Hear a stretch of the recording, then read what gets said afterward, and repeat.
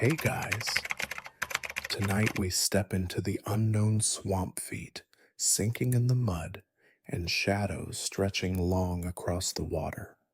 You trudge forward, heart thudding in your chest, as a chorus of insects swirls around your head, and you probably won't survive this. So, before you get comfortable, take a moment to like the video and subscribe, but only if you genuinely enjoy what I do here. Tell me where you're watching from and what your local time is right now in the comments. Now take a seat, have a warm cup of tea, and let's ease into tonight's journey together. You trudge into the murky water as the sun slips below the tree line, each step squelching in the thick brackish ooze beneath your boots. The forest behind you has already surrendered to the purple twilight, the path swallowed by tangled roots and dangling vines. You scan the edge of the tree line, hoping to spot the faint white blaze that guided you here, but the markers have vanished, worn away by humidity and time. A chill runs down your spine.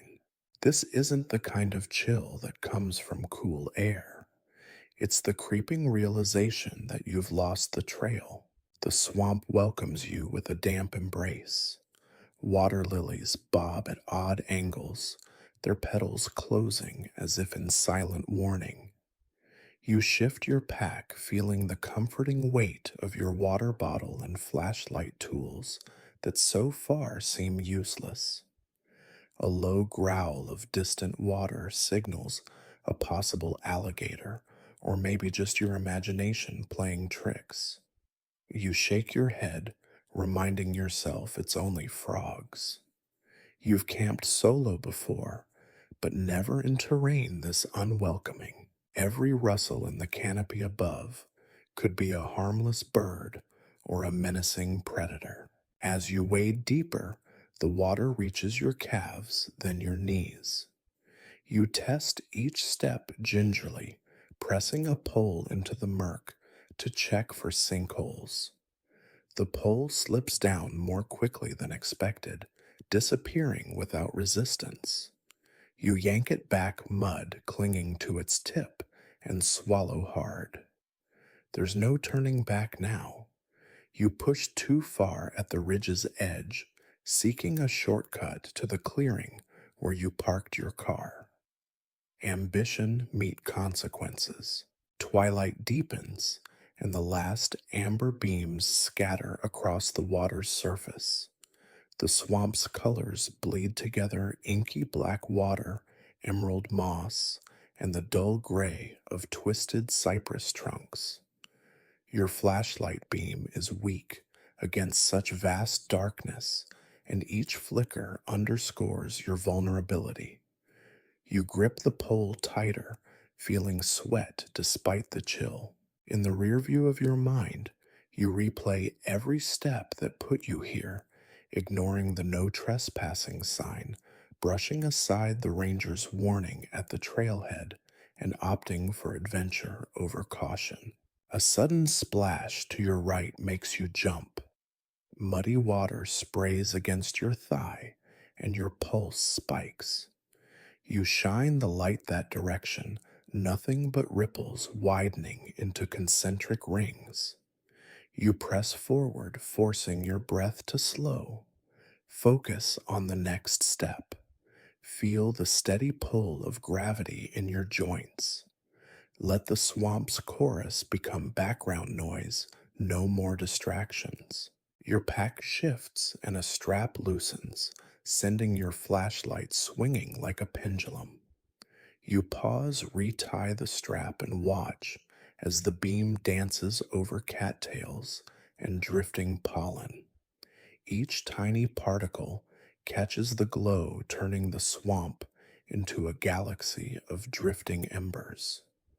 For a moment, you let yourself marvel at the strange beauty. Then reality bites. You're vulnerable, fatigued, and alone in this unforgiving tangle. You swallow the lump in your throat and trudge on. The water reaches mid thigh now, and roots catch at your boots. You lift each leg deliberately, counting steps in your head to maintain rhythm. It feels endless, a slow march through a world that rejects your presence. As darkness shrouds more of the sky, you realize that setting up camp on solid ground might have been wiser, but hindsight is a luxury you can't afford here. A distant bird call falls eerily silent, and for a heartbeat, the swamp holds its breath. Then the nighttime chorus erupts again, bullfrogs bellowing like gargantuan drums, and cicadas rattling their chitinous wings. The cacophony feels overwhelming, pressing in on your senses. You clamp your eyes shut for a second, grounding yourself. Inhale the humid air. Remind yourself you're still standing. Suddenly, your boot sinks deeper than before, and you stagger forward as the sludge grips your foot. Panic flares you, yank up hard, splashing muck across your pants. You straighten, checking that you still have both poles in one hand. They're intact, just smeared with mud. You steady your pulse and whisper to yourself, "You've got this." It's not a lie. Determination is the only currency you have left. With renewed resolve, you press ahead into the dim veil of night, each step carrying you farther from safety and deeper into the swamp's waiting jaws. You lift your flashlight and feel it wobble as dozens of pinpricks of light dart toward you, tiny winged assassins, homing in on every exposed inch of skin. You slap at the buzzing cloud around your head, the staccato slaps echoing through the primeval hush.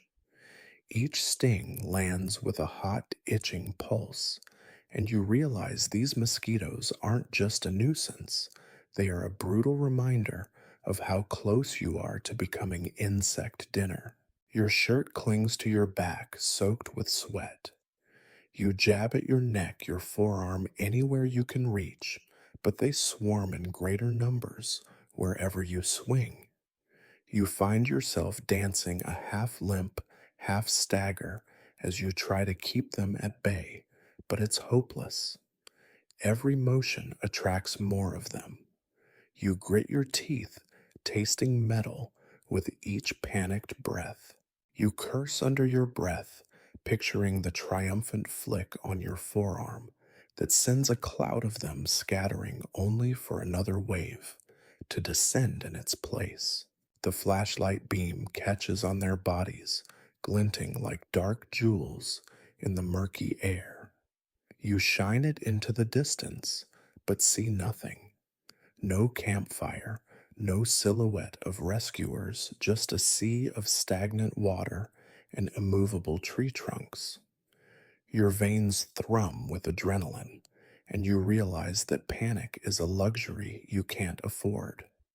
You force yourself to slow your breathing, calming each inhale so you can think. You need a plan. You recall advice from a survival manual back home. Create a smoke barrier. You rummage in your pack, your fingers brushing against wet matches, a half used roll of toilet paper, and your compact survival blanket. The matches are soggy from the swamp's humidity, but you pry one free and strike it against the pack's edge. Its sparks flares up for a moment and dies. You curse your luck. Then teeth clenched you, tear thin strips of the blanket, and the paper twist them together and light them. The makeshift torch hisses as damp material ignites, sending a small plume of smoke upward. You wave it around your boots and lower legs, the smoke curling protectively around you. The mosquitoes hesitate, wafted aside by the acrid smell. For the first time since dusk, you feel a flicker of control. You take careful steps, leaving a cigarette sized trail of smoke that seems to ward off the worst of their assault. Your skin still pricks with bites, but at least you can think again. You push through a thicket of ferns and see open water ahead. The smoke blows behind you in a lazy swirl, carrying away a few stragglers. Your heart pounds in rhythm with your steps. Slap, slap, step, slap, slap, step, until you reach the shore of a shallow pool. Roots arch overhead, forming a fragile canopy. You halt, leaning on your walking pole, and catch your breath. The smoke flickers low, and you drop it into the water, watching the ember die with a tiny hiss. Hearing the distant slap of wings, you freeze. A low, guttural buzz vibrates through the air closer than before. You scan the water's edge, flashlight sweeping across murky reflections. Something stirs beneath the surface ripples that widen with unnatural speed. You swallow hard, recalling every nature documentary you've ever watched. This swamp has its own food chain, and you just volunteered as prey. You force your grip on the pole tighter, summoning courage. Stay calm, you whisper.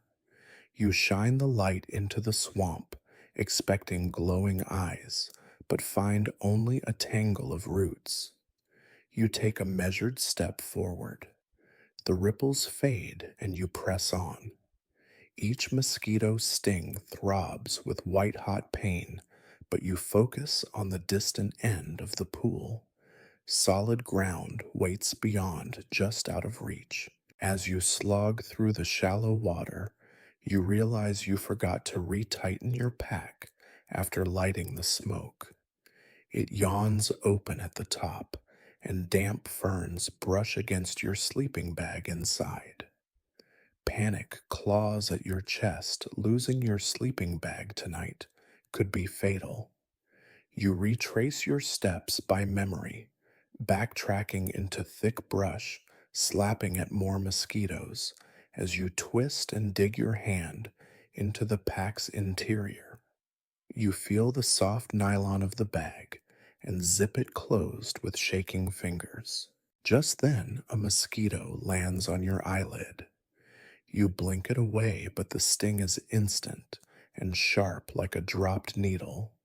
Tears fill your eyes, and you swipe roughly at your face, smearing tears and sweat into a grimy mask. Your vision blurs, but you refuse to let darkness claim you. You force your legs to move one foot in front of the other. Finally, you emerge from the pool onto firmer ground. Leaves crackle underfoot, and the air shifts fewer mosquitoes, a drier breeze. You exhale, dropping to one knee. Your chest heaves, and you brush away the tears. You count the bites on your arms, 1, 2, 3 dozen, and feel a stinging echo each time you flex. You nearly laugh at yourself. You planned for rattlesnakes and big cats, but you didn't anticipate being felled by mosquitoes. You rummage for your water bottle and drink deeply, the cool liquid washing away the acrid smoke taste.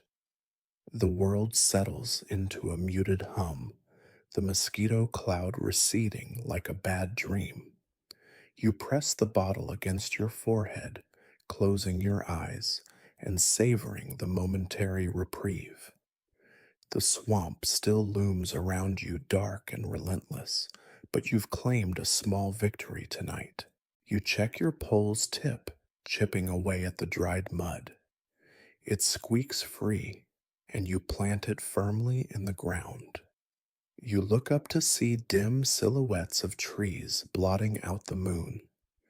A soft breeze rustles the leaves, as if the swamp is sighing in relief that you've earned a temporary truce. You gather yourself, assessing your options. You can go deeper, risking more unknowns, or you can circle back, hoping for a better place to rebuild your bearings. Your pulse slows, and you make a decision. You'll press on northward, following the faint contour of a ridgeline you spotted earlier, trusting that even a broken plan is better than none. You hoist your pack, adjusting it so the weight rests evenly on your shoulders, careful not to loosen the pain eaten straps. The mosquitoes may regroup, but now you have smoke and grit on your side. You take your first step off the drier patch, plunging into another thicket of ferns.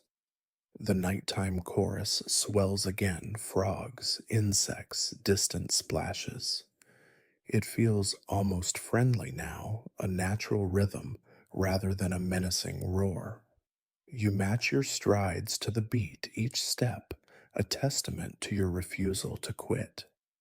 When a lone mosquito dares to approach you, let it land, and then flatten it with clinical precision, savoring the small triumph. You push through the brush until the thorns tear at your pants. You curse softly, but the pain is oddly reassuring. It reminds you that you're alive, fighting present in each sensation. The swamp is a brutal teacher, but you're a fast learner. As you navigate under the low canopy, you glimpse a patch of moonlight ahead. It flickers through the leaves like a beacon. You quicken your pace, feeling the ache in your legs transform into determination. You may be covered in bites soaked to the bone and haunted by the buzzing that still echoes in your ears, but you're moving forward. Each step is a promise. No matter what this swamp throws at you, you won't let it break you. You lift your eyes to the silver light, and you realize that tonight you survived. You shift your weight onto your left foot, and suddenly the world tilts beneath you. A hollow crunch echoes through the swamp, and you blink in surprise as your right boot plunges deep into a hidden pool of sludge. The gurgling suction grabs at your ankle, tugging you downward inch by inch. Your heart spikes, and you yank your leg upward, but the sludge refuses to let go, as if the swamp itself wants you to stay. Panic flares in your chest. You slam your other boot down on the firm bank, bracing yourself with both poles. You twist your torso, digging your fingers into the sodden mud at the water's edge, but your glove slips on the slick surface. The sludge drains warmth from your leg in cold waves, and you feel a prickle of dread as you watch the murky ooze climb above your boot's sole. You'll drown here if you don't act fast. You remind yourself of basic rescue tactics. Distribute weight, find leverage, and keep breathing. You spread your arms wide to lower your center of gravity, planting both poles before you. The spongy bank threatens to crumble underfoot, so you angle your poles outward and press with all your strength. The points sink into the mud, and a brief, shaky stability rewards your effort. Your right leg is still trapped up to the shin. You grip your boot's sole with one hand and your pole with the other, and you heave downward, trying to break the suction seal. The sludge hisses around your wrist, and your gloves fill with mud, making your grip awkward. You grunt with effort, but the sludge holds firm. Desperation drives you to pound on your boot's heel with the butt of your pole, hoping to crack the vacuum seal. The thunk of plastic against rubber seems insignificant against nature's grip, but you keep at it, times stretching into slow motion. A cold sweat beads on your forehead as you glance around. The moonlight fails to reveal any safer ground nearby, just more water and mud. You can hear the distant croak of an amphibian chorus, but it feels like a mocking audience to your struggle. You refuse to let the swamp claim you here. You slam down the pole's butt again and again until the suction finally breaks with a muffled pop. Mud sprays everywhere, and your ankle breaks free in a rush of sludge. You stumble backward, falling onto your hands and knees. The suction releases as quickly as it had gripped you, leaving you panting and trembling. You taste grit on your tongue and wipe your mouth on your sleeve. The swamp's cold breath lingers on your skin, and you press your palms to your chest, calming your thundering heartbeat. That was too close, you whisper into the hush. Your voice seems small against the endless expanse of the swamp. You swing your right leg forward and sink it tentatively onto the firm ground. It quivers under your weight, but holds. You stand slowly testing each joint and flex your ankle.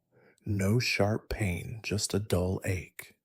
You wince, but keep moving, planting both poles in front of you and taking a cautious step forward. The sludge hissed at your boot, but you refused to become part of it. Once you regain your balance, you crouch to inspect the trap you nearly fell into. You kneel in the muck and shine your flashlight across the surface. The hidden pool reveals itself as a deceptively shallow patch of waterlogged moss and submerged roots. The top layer looks firm until you step on it. You trace a path around it, noting the subtle discoloration where twigs and leaves sink under the weight. Your heart still races, but you feel sharper, more alert. You hose the worst of the bog from your boots by lifting each foot and shaking it in the shallow rim of clear water beyond. The sludge drips off with muted plops, and you watch as it thickens around the water's edge. You pause to wipe your hands on your pants, gritty from the scramble. You imagine the film of muck lining your skin, an uninvited suit of swamp armor. The incident drags your mind back to the earlier lightness you tried to muster. You tried to marvel at the firefly like embers drifting in your flashlight beam. Now wonder has given way to respect. You realize the swamp's beauty is a two-edged blade, breathtaking up close, lethal if underestimated. You rise and take in the landscape anew. Moonlight filters through the cypress branches, illuminating curtains of Spanish moss that hang like ghostly ribbons. You tuck your chin and follow the faint ridge line you spotted in the gloom.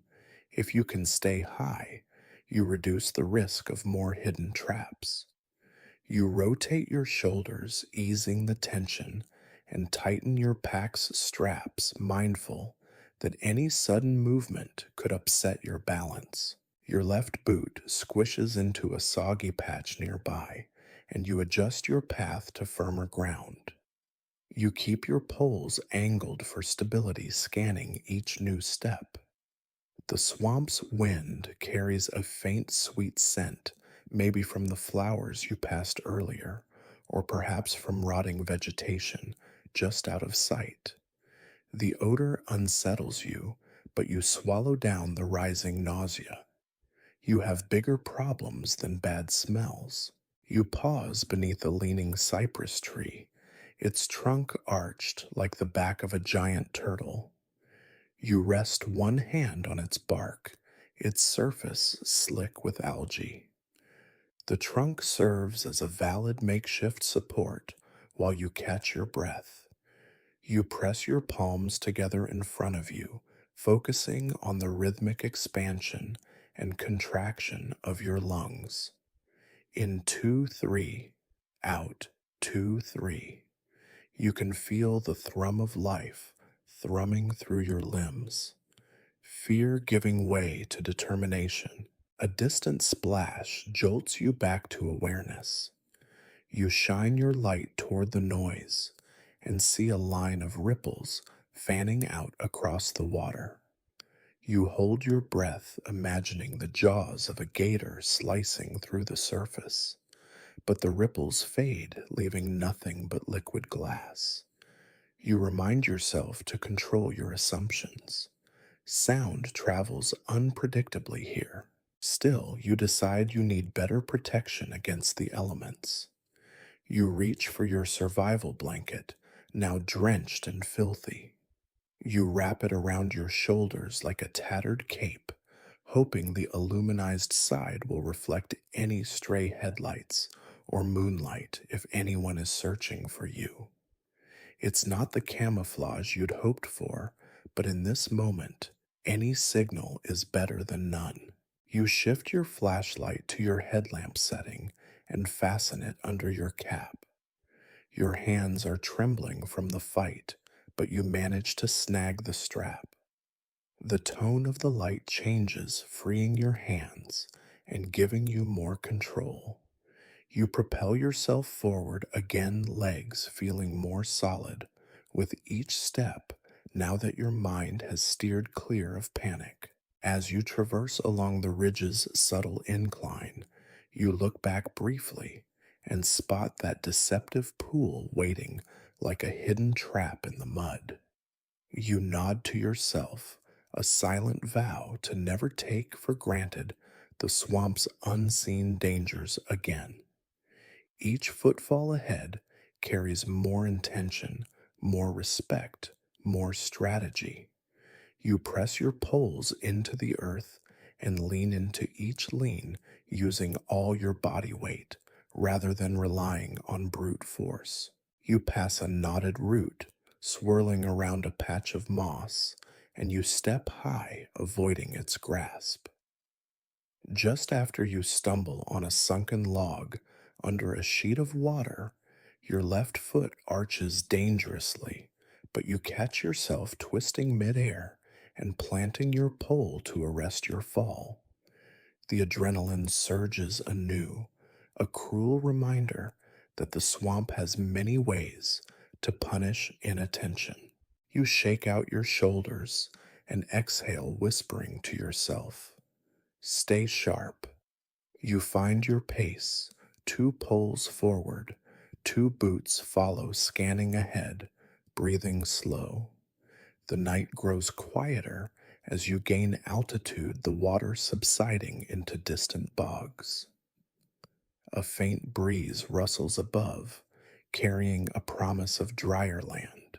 You dare a small smile. You might be deep in this swamp, but you're still here. You've survived its first major test, and you intend to conquer whatever comes next. You press your back against the gnarled cypress root, sinking onto the damp earth as the swamp's chill sinks into your bones. Every twig crack and leaf whisper sounds amplified in the hush of midnight, and you hug your arms around your chest, trying to stave off the shivering that racks your whole body. The makeshift smoke barrier and frantic struggle for higher ground feel like a lifetime ago. Now suspended between exhaustion and fear, you stare into the oppressive darkness and wonder how you wound up here. Cold seeped into your clothes the moment the rainstorm broke. Remember the heavy sheets of water pounding your makeshift shelter of broad leaves. The downpour washed away your furor, but left your spirit soaked through. You thought you'd outrun the worst of the swamp, but in the darkness, every step has felt uncertain, every rustle a threat. Now the weight of fatigue presses on your eyelids, and the rhythmic drip of water from the canopy above tethers you to the present moment. You tighten your grip around your knees and let your head drop forward. You wonder, not for the first time, why you ignored the ranger's warning. This area is uncharted after sundown. You shrugged it off, adventure called louder than caution. You wanted the thrill of a shortcut, the bragging rights of conquering a hidden wetland, and instead you have a body buzzing with bites, an ankle throbbing from that sludge trap, and a ragged spark of hope. You close your eyes and listen to your breath inhale cold, exhale warm, each cycle a reminder that you're still alive. A flicker of movement at the edge of your vision yanks you upright. Fireflies drift like stars fallen to earth, blinking in and out of existence. Their soft glimmer reminds you fleetingly of campfires you once took for granted, the glow of flames, the crackle of wood, the promise of warmth. You swallow hard and chide yourself, focus on what you have not, what you've lost. Your headlamp lies silent in your lap. The battery's red LED pulses weakly, a heartbeat you'd rather not ponder. You lean your head back against the rough bark and exhale a slow sigh. Memories flood in the proud step you took past the trailhead sign, the confident grin you flashed at your reflection in the river before the swamp began. You remember that cheeky thought piece of cake and how quickly the swamp taught you humility. It's humbling to feel so small against the vastness of untamed wilderness where rules are written in mud and water and the price of arrogance is steep. A distant splash echoes again closer this time. Your pulse hammers, but you force it down with a long, shallow breath. You remind yourself that the noise could be an animal going about its nightly business, perhaps a beaver tending its dam, or a heron fishing in the shallows. Still, the swamp has no time for your assumptions. It tests you with every noise, a snapping twig, a plop of water, the shuffle of leaves. Each sound demands vigilance. You shift to the side and peer into the gloom, trying to make out shapes among the trees. Silhouettes of moss draped branches form impossible patterns, like faces watching you. For a moment, your mind drifts into superstition. Will you wake to find yourself the page in the swamp's story, another cautionary tale whispered by park rangers? You swallow the thought and press a fist to your mouth, steadying your racing heart. Your breath clouds in the cool air each exhale, turning to mist before dissipating. You rub your upper arms, trying to generate heat. The night is colder than you expected. Your layered clothes have been soaked beyond insulating capacity. You wince as a cluster of mosquito bites on your forearm flares with sudden heat. You remember the crude smoke barrier it bought you respite, but only until the embers died. Now you have no defense against the relentless pests. Gravelly thunder rumbles in the distance, low and rolling. The storm that soaked you could be returning, or maybe it's just a far off front you overheard in the wind. You lean forward and peer between your knees, watching the muddy water at your feet. Tiny ripples widen across the surface, stirred by some unseen creature. The ripples blur in the moonlight, like the swirl of your own thoughts. You pinch the bridge of your nose and blink, trying to clear the haze of doubt clouding your mind. You tap your poles against the ground, creating a soft staccato rhythm. Tap, tap, an improvised mantra to chase away the mounting despair. You think of your water bottle half full and still cool, and how each sip gave you a thread of comfort. You pull it from your pack and take a slow drink, letting the cold water wash across your tongue.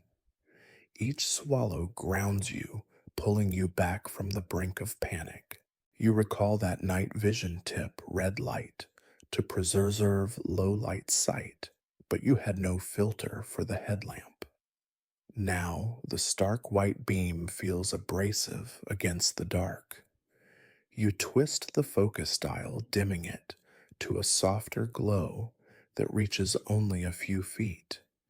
The beam sways across roots and moss, casting elongated shadows that dance like specters.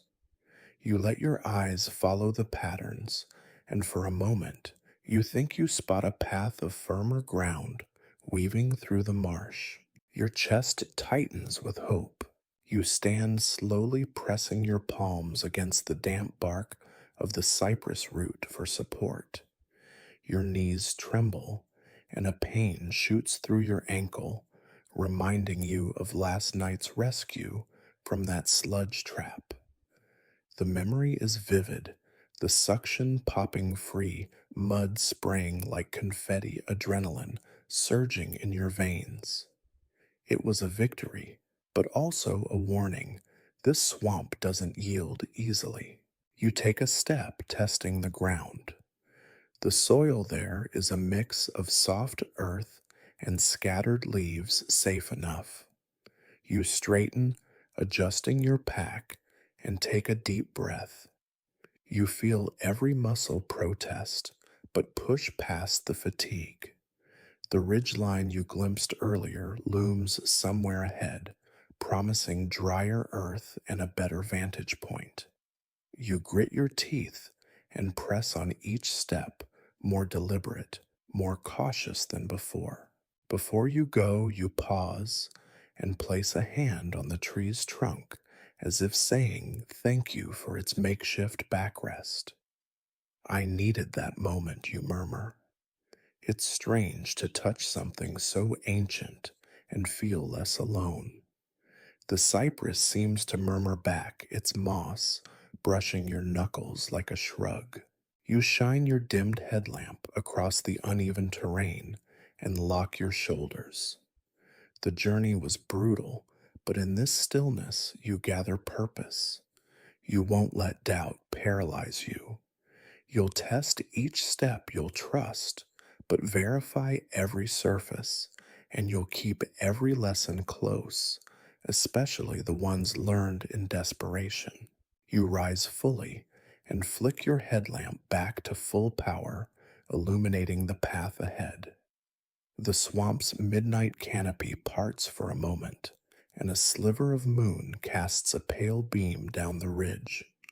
You take a confident step forward, leaving the gnarled root and its quiet solace behind. Your legs protest, your clothes cling, but your spirit stands unbroken.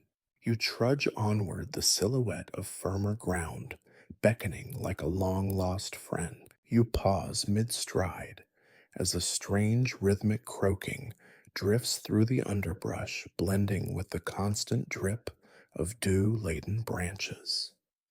The swamp's night chorus shifts tone, no longer the random cacophony of insects, but a deliberate, measured chant.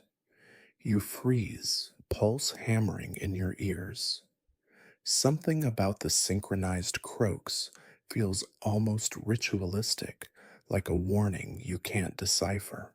You grip your headlamp tighter, its beam slicing through the darkness to reveal water lilies bobbing in time, with the croaks their petals opening and closing as if breathing. Sweat beads on your brow despite the chill. You wipe your face with the back of your forearm, smearing mud into your skin, but you hardly notice. Every nerve in your body hones in on the sound. You scan left, nothing but gnarled roots. To your right, only branches swaying in an unseen breeze. You step forward, and the chanting stops mid croak, replaced by a hush so profound it presses on your eardrums. You swallow and whisper, "Who's there?" No answer, only the settling silence. Your breathing slows as you remind yourself it's just wildlife frogs marking territory or courting mates. But the swamp has a way of twisting normal into uncanny, and caution has become your constant companion. You shine your headlamp low to the ground, highlighting roots that look like coiled serpents. Your flashlight's beam trembles as you lift it higher, hoping to catch a glimpse of movement. Instead, you see a pair of glowing eyes reflecting back, bright yellow orbs suspended in the gloom. Your heart leaps, and you duck behind a fallen log. You press your back to its damp surface, chest heaving. The eyes vanish. You tilt your head listening. The croaking resumes, but now it's offset by the soft scuffle of webbed feet against leaves. You dare a peek over the log's edge. A bullfrog the size of your hand hops into view, its throat sac rumbling. Relief floods you so suddenly you almost lurch forward. You let out a shaky laugh, and the frog disappears into a clump of reeds with a final croak. You push off the log and continue chuckling at your own paranoia. It's just frogs, you mutter. But the swamp's tricks have taught you not to underestimate any sound.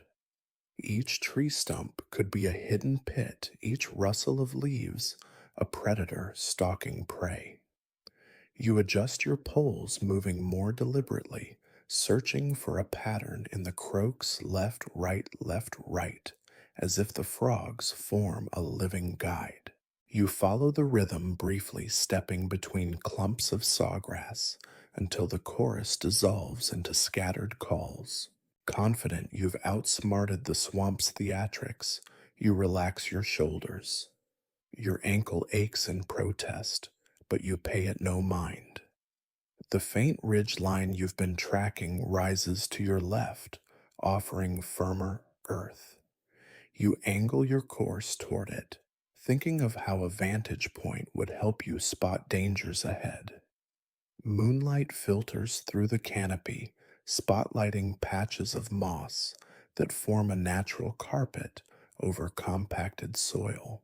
You reach this path and advance more quickly, boots slipping less and roots catching less.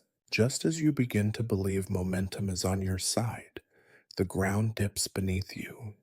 You wince as your shin collides with a submerged root hidden under murky water. Pain blossoms, and you bite back a yelp.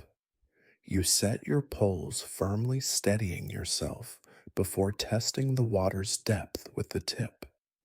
It's shallow enough, only knee deep, but the mud at the bottom sucks at your boots like the swamp's lingering grip from earlier. You proceed gingerly, but the frog's chorus returns louder and more urgent. This time, it's not a peaceful rhythm, but a single guttural croak that vibrates through the air. Crank. You halt. No mistaking that sound. It's deeper than a frog, slower, deliberate. Your flashlight beam darts around until it settles on a massive turtle shell half submerged in the water. The creature's head extends cautiously, eyes surveying you with ancient calm. You exhale tension, draining, and nod at the turtle. It blinks, then retracts and sinks away. The swamp seems to exhale with you. You exult silently at your progress. No mulch traps, no more hidden sludge pits. You imagine you can almost smell drier land ahead, like distant pine needles on a forest floor. You break into a soft whistle, the note carrying ahead and back, mingling with the night's ambient sound. The whistle feels almost sacrilegious in the uncharted wild, but it reminds you of home, of campfire songs and shared laughter. The melody's echo fades and the swamp resumes its business as usual. You march on poles, clicking, scanning for the next challenge. You spot a hollow stump draped with Spanish moss and decide to pause. You sit atop the stump, balancing carefully, and sip from your water bottle. The cool drink soothes your parched throat. You stretch one leg out, wincing as your ankle protests again. You massage it gently, kneading the swelling between thumb and forefinger, and remind yourself to remain cautious. A sudden gust rustles the canopy, and droplets cascade down like tiny rain bombs. You pull your rain jacket from your pack, rip it open, and shrug into it. The abandoned warmth of the jacket feels comforting even if it's only water resistant, not waterproof. You zip it halfway and tuck your arms close, savoring the insulated barrier against chill. You glance at the sky opaque with clouds, but a few stars peek through twinkling like distant campfires in a forgotten night sky. You remember the CTA from the introduction, liking and subscribing, viewers posting their locations, their local times. You smile at the absurdity here. You are half submerged in a swamp at midnight, riffing on YouTube engagement. But the format, the ritual connects you to a world beyond the cypress trunks and lichen. Steeling yourself. You rise and hoist your poles. You plane your course along the ridge, choosing a line that stays high enough to avoid hidden pits, but low enough to stay sheltered under the canopy.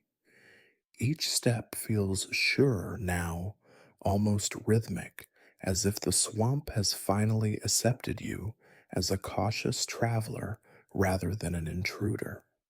You match your breathing to your movement, creating a personal mantra: in step, in breath, out breath.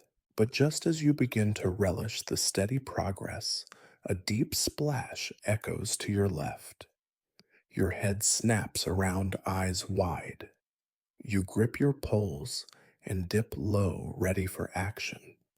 The water in a nearby pool ripples violently, then stills.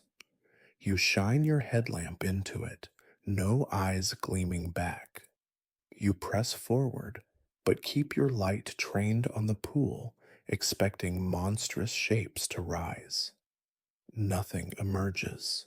Your chest heaves as adrenaline surges. You remind yourself: always verify, never assume.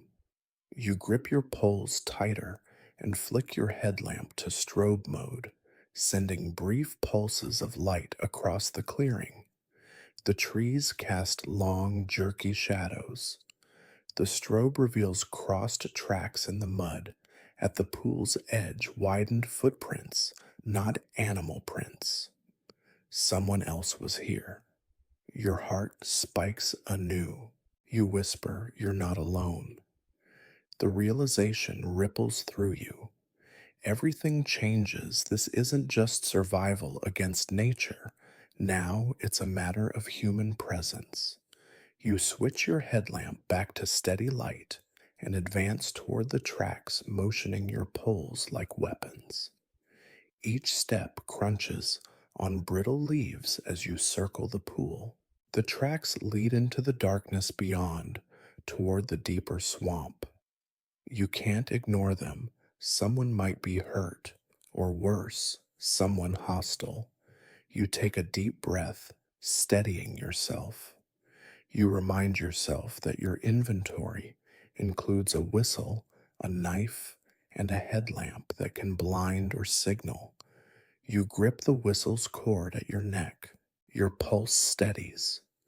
The swamp's symphony resumes: frogs, insects, distant splashes, but now it plays under the threat of the unknown. You set your jaw, determined to face whatever lies ahead. You step off the ridge and follow the footprints into the deeper dark, every sense alert, every muscle ready.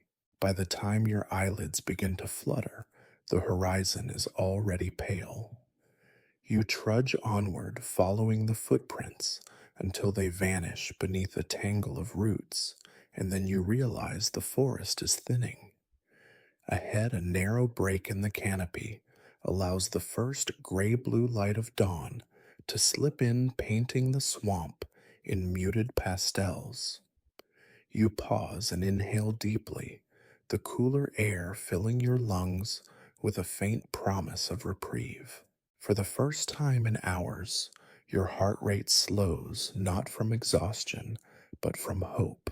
You step into the clearing and sink onto a broad, half submerged log. The morning light reveals every detail: moss blanketed roots, glistening webs, and the glassy sheen of shallow pools.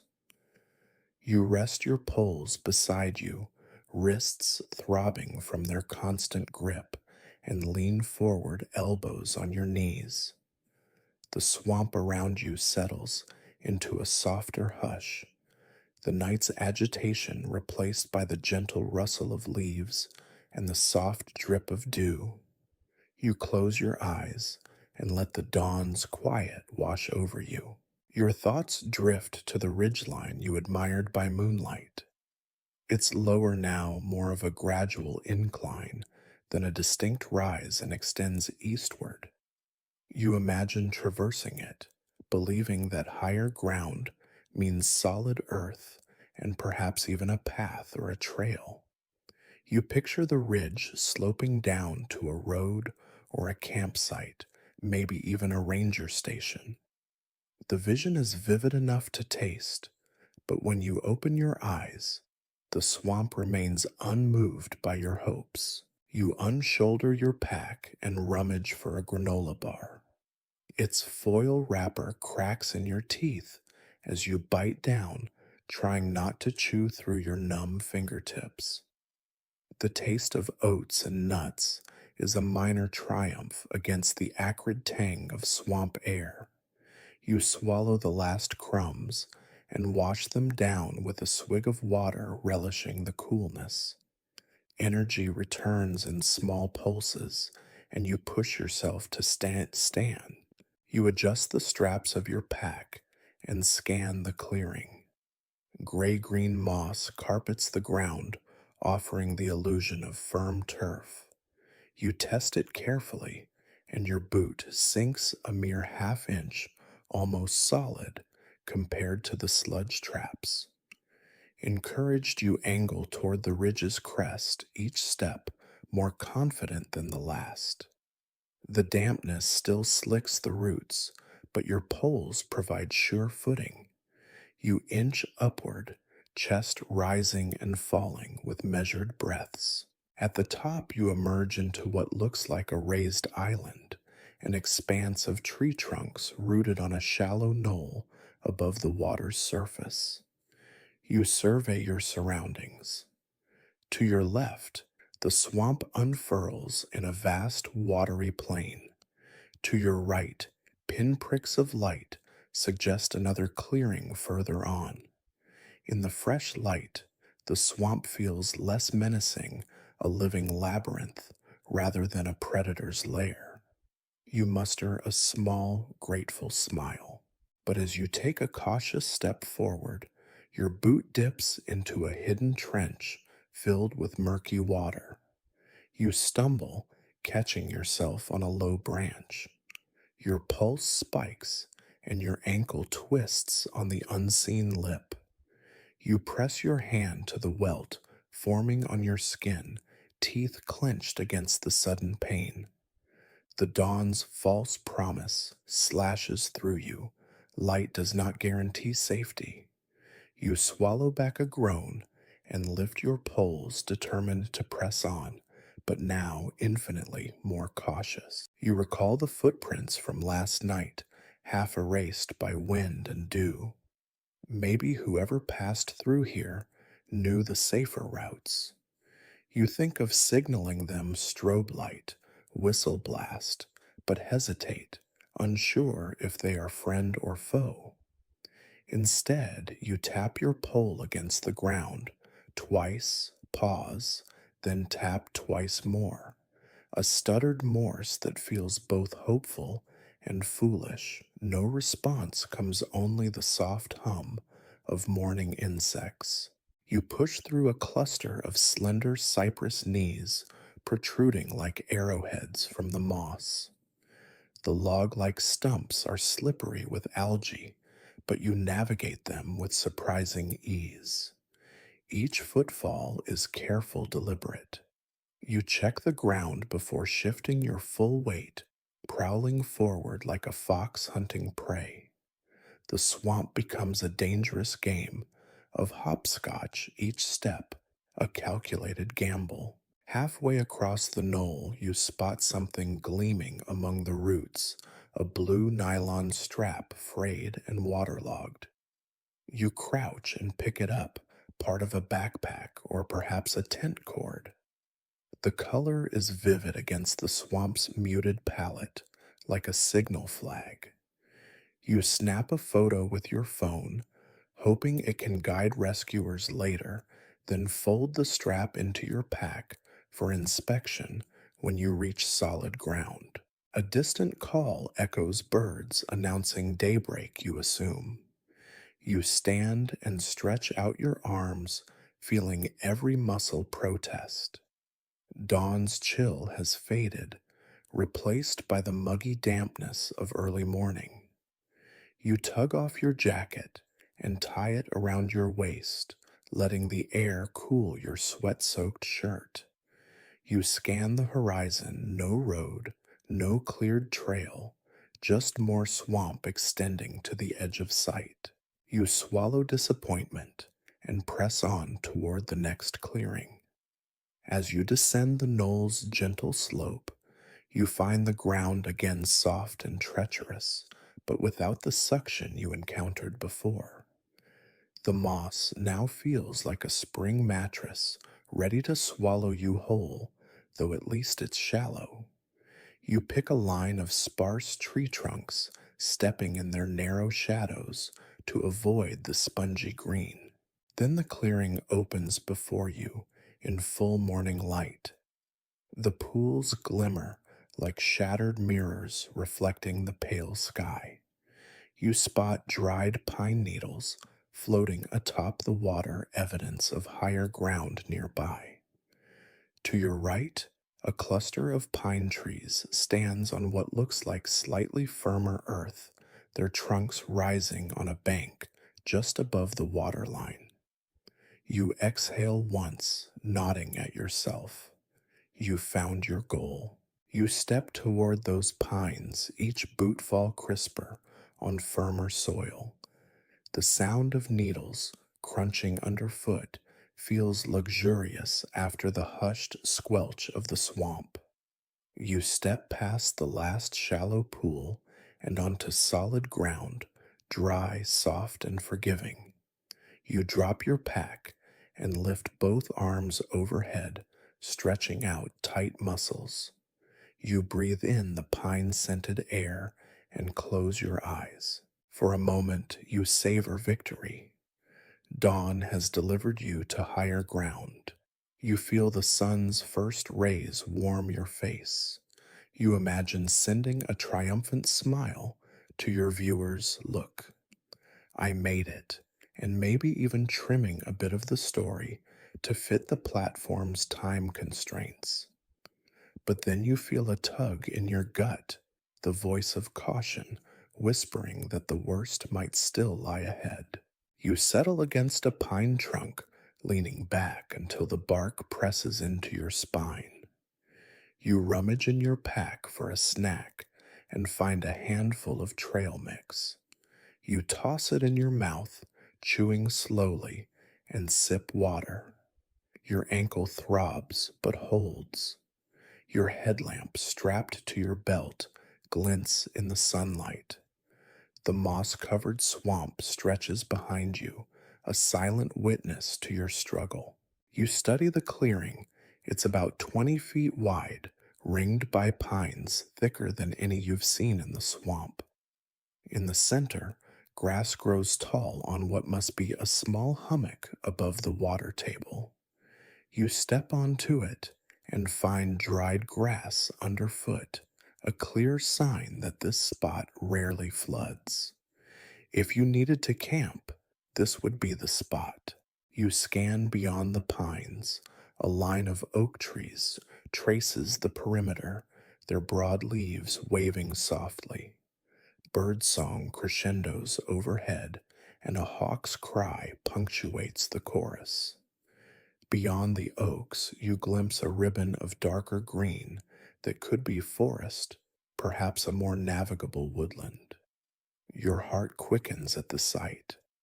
If you can reach that ridge of forest, you may find a trail, or at least more solid terrain. You pocket your empty water bottle and retrieve your map from the pack's side pocket. It's damp but legible.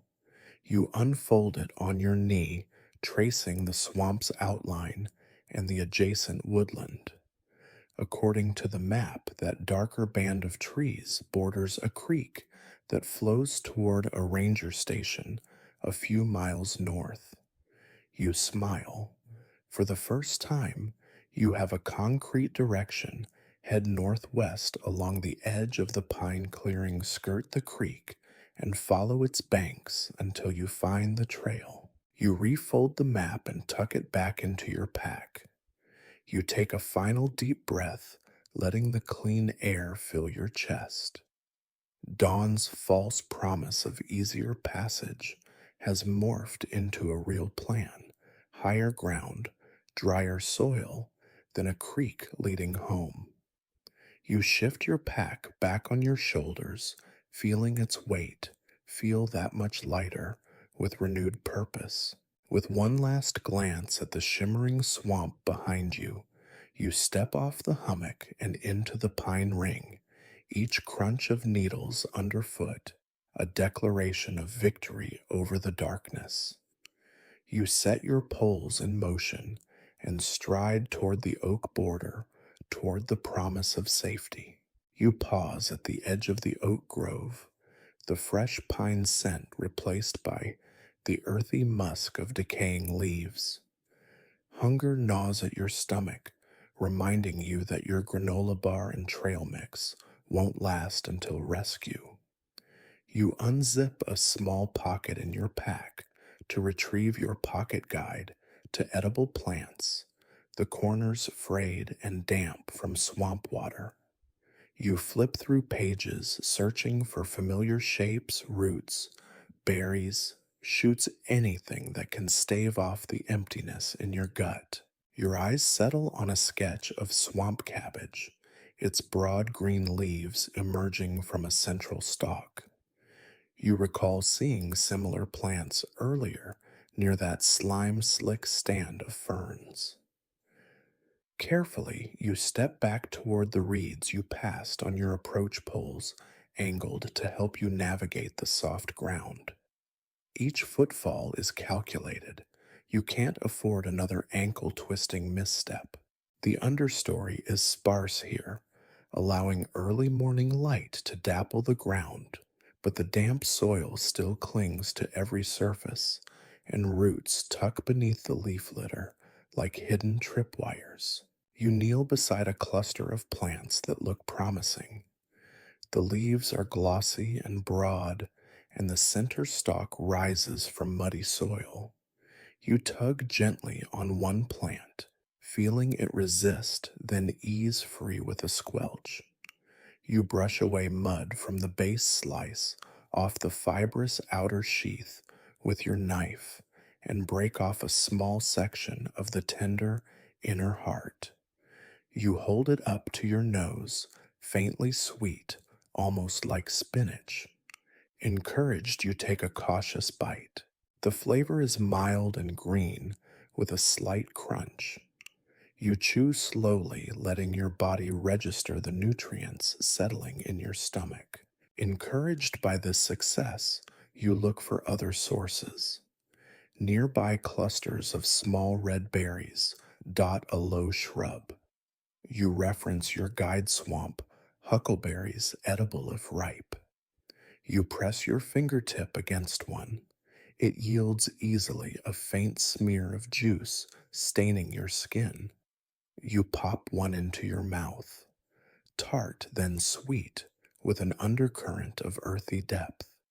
You pop another and another until a handful of berries nestles in your palm.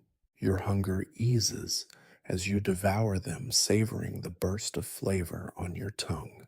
Yet as you swallow the last berry, you feel a slight tingle on your lips. A flicker of doubt crosses your mind. Did you correctly identify the plant? You press your tongue to the roof of your mouth, scanning for burning or numbness. Nothing abnormal. You exhale relief mingling with pride. You remind yourself always test small amounts first. With your energy boosted, you venture deeper into the oak stand, seeking starchy roots to supplement your meal.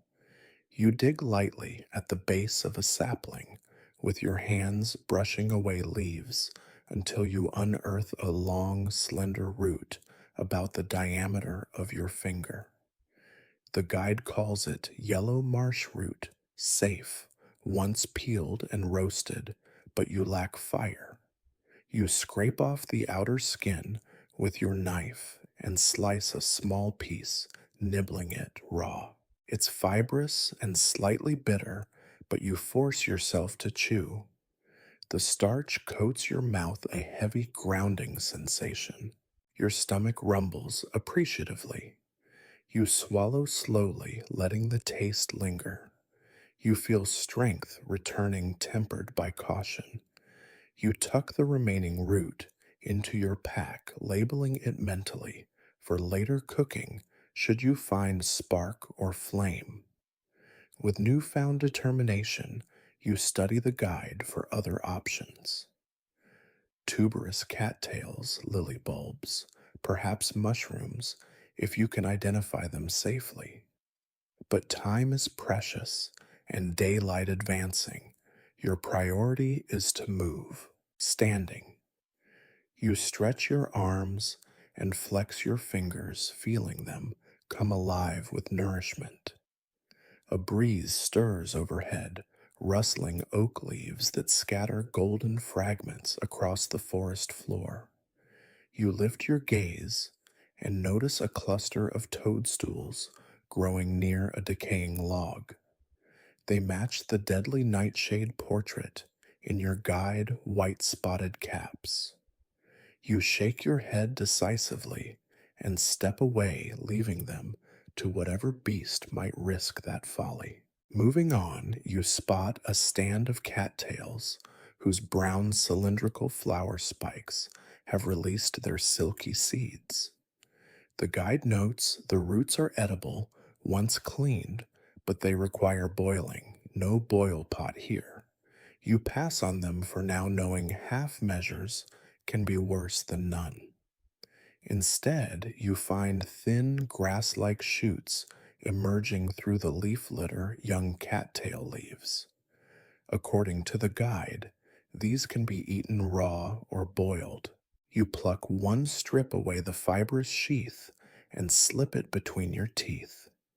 The texture is limp, almost lettuce like, with a faint vegetal sweetness. It's not much, but in this moment, sustenance shines in any form. Your quarter meal of greens and berries has given you the fuel you need. You repack the guide and stow your knife, then rest your poles against a sturdy oak trunk. You glance back toward the swamp, its mirrored pools glinting like wary eyes. You feel a twinge of gratitude. You've turned the swamp's offerings into life-saving calories instead of mindless fodder for its creatures. You pat your pack, feeling the extra weight, and affirm your plan. Head northwest toward the creek, keeping an eye out for more edible resources along the edge. You reset your headlamp to low and tighten your straps. Then you push off from the oak poles, clicking against the pine needles on the forest floor. The boundary between swamp and woodland is blurred pools still dot the ground, root balls poke up in unexpected places, and mud patches lurk beneath fallen leaves. You probe each step with a pole tip, wading gingerly through shallow water or hopping across exposed roots. The oak grove thins, and you cross into a mixed forest of pine and maple where the ground feels firmer. Every so often, you find small pockets of berries, blackberries ripening on thorny canes, and clusters of elderberries hanging like midnight ornaments. You test carefully, skipping those with pale hues. The elderberries are astringent when raw, so you pick a few and crush them between your palms, then mix the juice with water in your bottle for a makeshift tonic.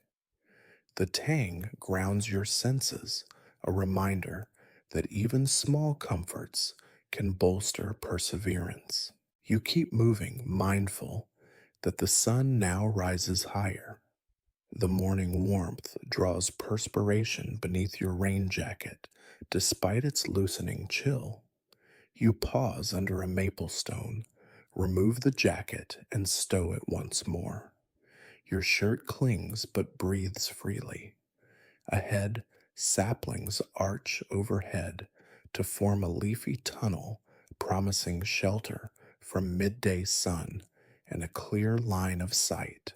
Inside the tunnel, you discover clusters of small white flowers, wild black cherries, their petals drifting like snow. The guide warns that their pits are toxic when crushed, but the fruit itself is edible. You gather a few cherries, pop them into your mouth, and taste the delicate sweetness balanced by a pleasantly tart note. You stash the rest in a small pocket for later. With each bite, your urgency dims slightly. You're filling and planning, not just surviving. The path of saplings opens onto a gentle slope leading downward. You hear the soft gurgle of water, your first clear sign of the creek mapped to the north. You quicken your pace, candy sweet wild cherries forgotten in your pocket as adrenaline spurs your legs. The ground underfoot changes from leaf litter to mossy stones, and you spot deciduous saplings giving way to alder trees lining a narrow waterway. You navigate through alder roots until the creek's clear flow appears. It bubbles over smooth rocks, inviting a drink. You kneel on the bank, careful not to slip on algae, and cup your hands to collect the cool water. You sip and flush your mouth, the crisp clarity washing away the taste of berries and mud. You refill your bottle, secured now in a side pouch for easy access. As you stand dripping water from your hands, you glance upstream at the smoking morning light filtering through leaves. The creek banks rise gently, promising a path toward civilization. You exhale, feeling a surge of triumph. You've not only fed yourself, but also rediscovered your map's promise. Ahead lies the path home, one you'll follow with a lighter pack, a stronger body, and the memory of the swamp's sustenance woven into every step. You tighten your grip on your poles and let the creek's current guide your gaze northward. The forest opens slightly beyond, and you can almost imagine the trail, maybe a faint boot path, a ranger's marker, or a distant hum of engines. You swallow your last wild cherry, savoring the fleeting sweetness, and step forward onto the creek's edge, ready for the journey ahead. You pause on a fallen log, splintered and slick with algae, as the sun climbs higher and the heat intensifies. Your skin mottled with mosquito bites, and flecks of mud prickles under the unrelenting rays. You pat at your arms, recalling that ridiculous survival hack you read online, crocodile dung as sunscreen. The memory makes you shudder, yet in this swamp ingenuity wins over elegance. You rummage in your pack and with a practiced motion pull out the small Ziploc where you swore you'd stored a sample of that dreaded paste. The pouch's seal yields with a crack, and you tip it into your palm. A dark, granular paste clings together, smelling faintly of earth and something far fouler. You pinch a bit between your fingers and hesitate, nose wrinkling at the odor, but you smear it strategically across your cheeks, forehead, neck, anywhere the sun's glare threatens to burn your already taxed skin. The paste sits like a crude mask caking in uneven clumps. You look absurd, but the thought of searing pain and blistering sunburn pulls you forward. You press it in firmly, ignoring the itch of grit and grime lodged beneath your fingernails. As you work, your mind reels back to the instruction: crocodile dung mixed with clay creates a UV barrier stronger than modern sunscreen. You wonder who first dared to test this in the wild and how they survived to tell the tale. You remind yourself that in survival you don't have the luxury of culinary finesse or cosmetic subtlety. If it keeps you whole, you'll wear the swamp's stink as a badge of honor. Once your face is coated, you raise your hand to shield your eyes and scan the creek bank. You catch sight of a jagged banking root that could serve as a seat while the paste sets. You settle there, stretching your legs into the cool water, half submerged, to let the creek's flow soothe your aching ankles. The contrast is immediate. The cool current laps at your calves, and the shadow of overhanging branches cools your back. You exhale, feeling the swamp's tension drain like water through rocks.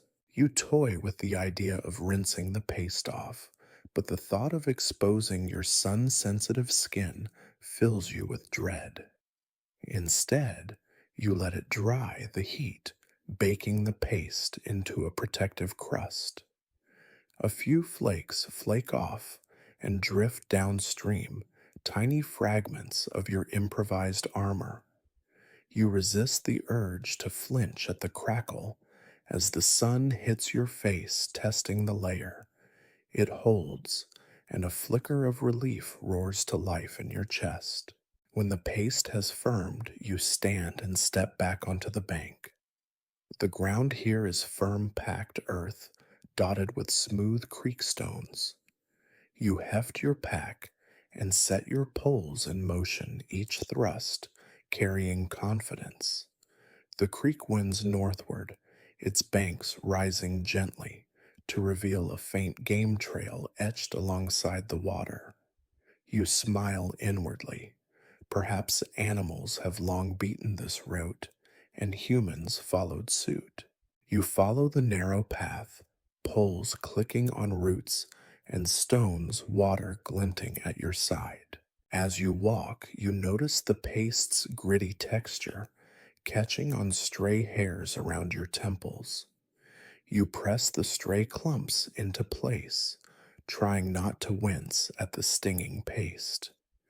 Every movement reminds you of the swamp's duality: life-sustaining creek on one side, scorching sun overhead, reviving breeze mixed with the odor of fermented leaves.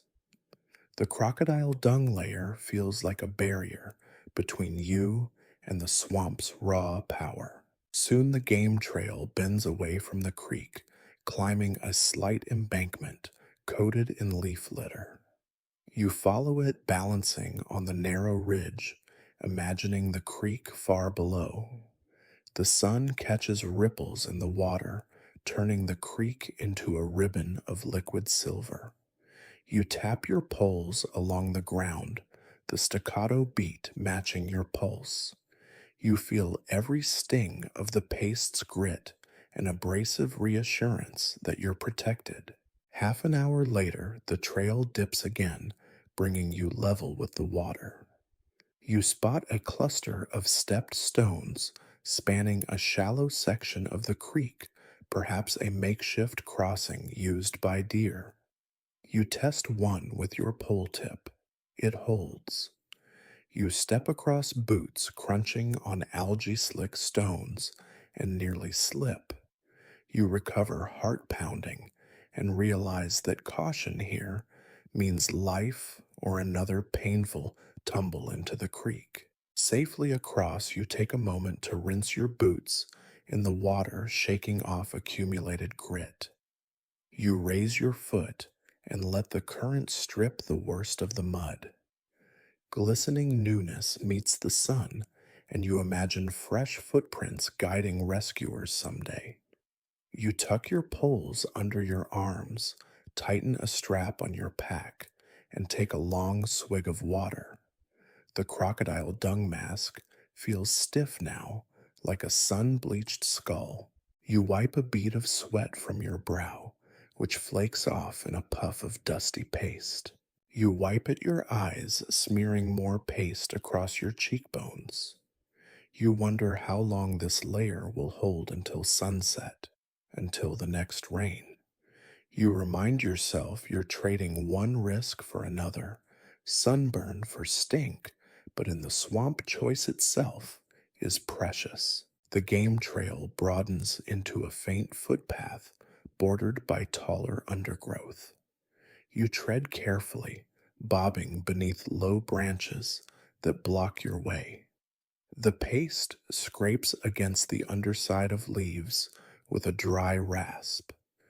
The air here has a different quality, thicker, more humid. You push past a barrier of ferns to emerge into a small clearing. The creek widens and deepens here, forming a placid pool that mirrors the sky. You approach the water's edge and catch sight of your reflection, stained skin, dirt encrusted clothes, and the dark paste clinging to your face. You look like a creature born of the swamp. You half smile at your reflection, embracing the transformation. If you resurface as a stranger to civilization, so be it, you'll emerge with the swamp's mark.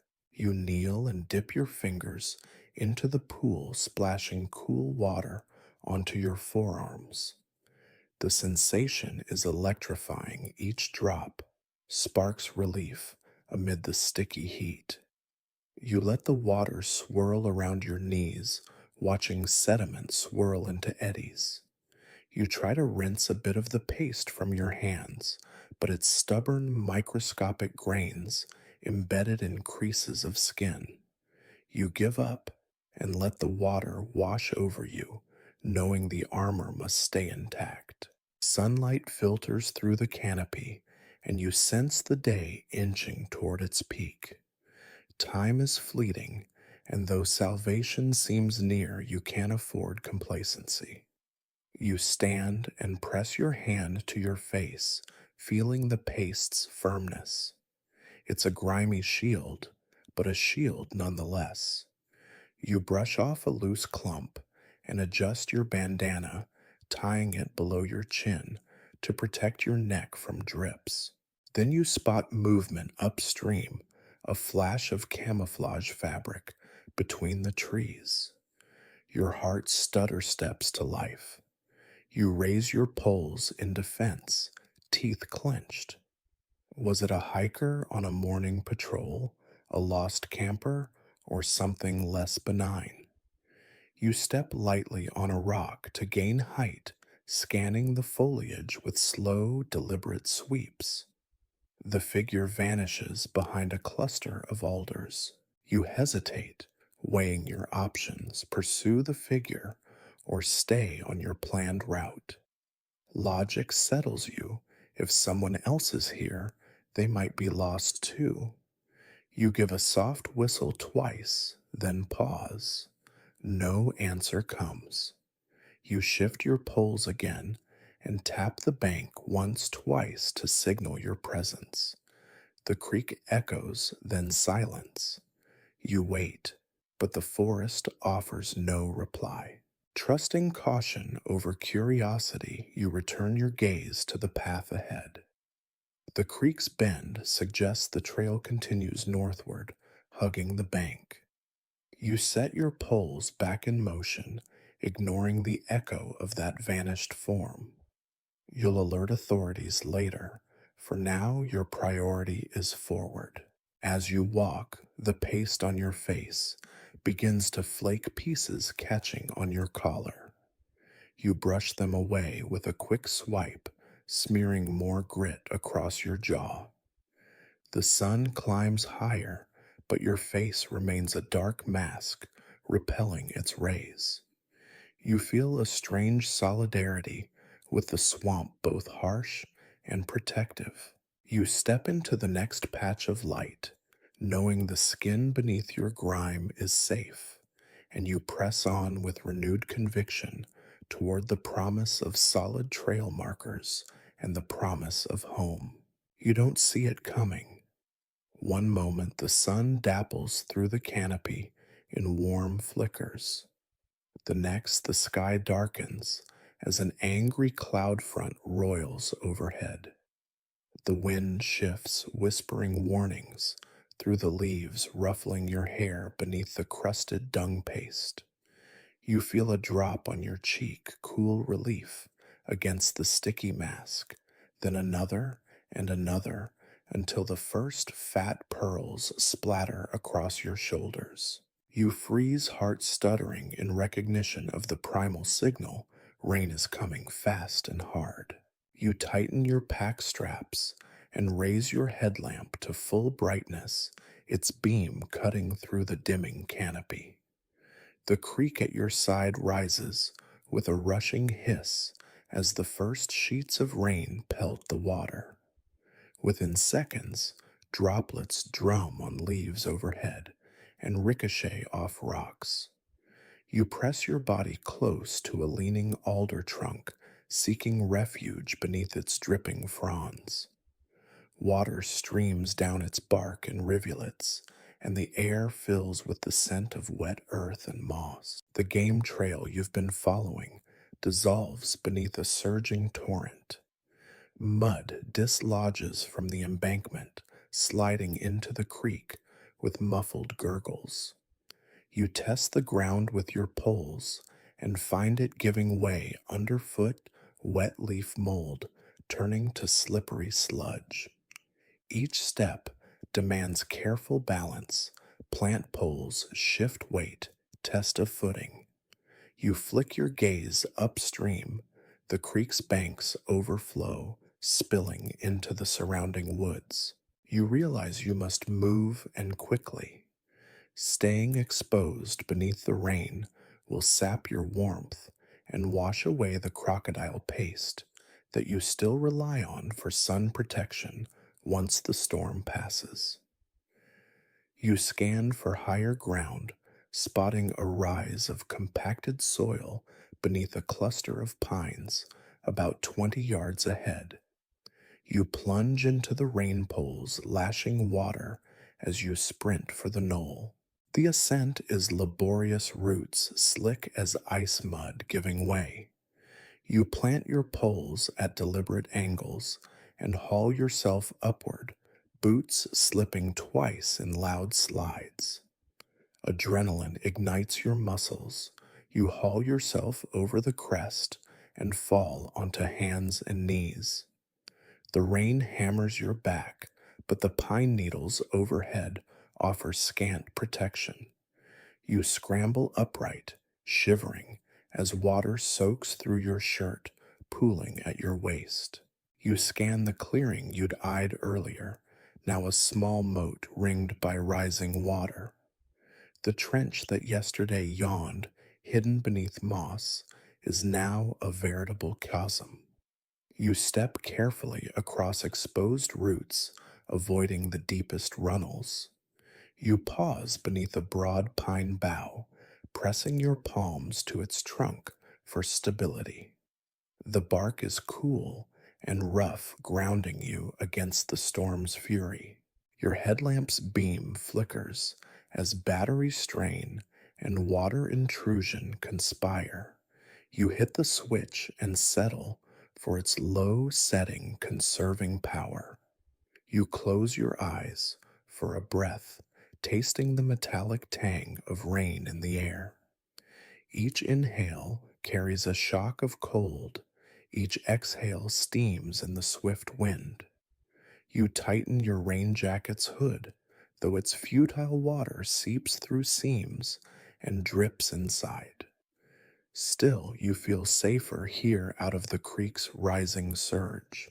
Lightning flashes in the treetops, illuminating the clearing in stark relief. The trees lean as gusts batter the forest, snapping twigs and sending debris swirling. One bolt splits a distant branch, the crack echoing like a rifle shot. You duck heart in your throat and press your back against the pine, willing yourself to stay calm. Survival means patience as much as action. You remind yourself of the supply of roots and berries, now at risk of washing away. You dig into your pack and fish out the yellow marsh root, wrapping it in your bandana to keep it dry. You stuff your guidebook into the rain jacket's inner pocket, preserving vital knowledge. Each secured item is a small victory against the storm's chaos.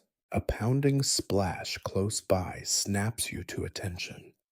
The creek's current now rages, surging over what was yesterday firm ground. You realize the game trail is gone, swallowed beneath a muddy tide. Panic pricks your spine. You need a new route. The pine covered knoll offers some protection, but you can't stay here long. You lack shelter and warmth. You must move inland away from the swelling waters. You scan the landscape, spotting a narrow deer trail weaving through thicker brush on the knoll's far side. It climbs further, angling uphill toward a denser stand of pines. You set your poles beneath your arms and plunge through dripping ferns, rain soaking your gloves until water pours out. You stagger uphill, wet needles and pine cones crunching underfoot. At the trail's crest, you find a shallow depression beneath four pines whose branches interlock overhead. The drenched needles form a natural thatch, shedding most of the rain. You collapse there, chest heaving, and press your pack beneath your head as a damp pillow. The rain pounds the roof of needles, creating a drum roll that reverberates through your bones. You check your ankle still intact, but throbbing with cold. You massage it until the numbness ebbs. You realize you haven't thought about warmth in hours. Survival textbooks warn that hypothermia sets in quickly when wet. You zip open a side pocket and pull out your thermal blanket, shaking it free. You wrap yourself in it, the foil side glinting dully in low light, reflecting heat back into your body. The shelter is cramped, but for the first time in the storm's onslaught, you feel agency. You arrange pine boughs across your lap, creating a buffer against the cold. You pull your knees to your chest, covering your shins. The rain's fury is outside, but here you hold a small oasis of calm. You let your breathing steady each inhalation, bringing the faint scent of resin and wet earth. Lightning flashes again, and you watch the pulsing glow between the needles. You think of your viewers picturing their curious faces illuminated by screens.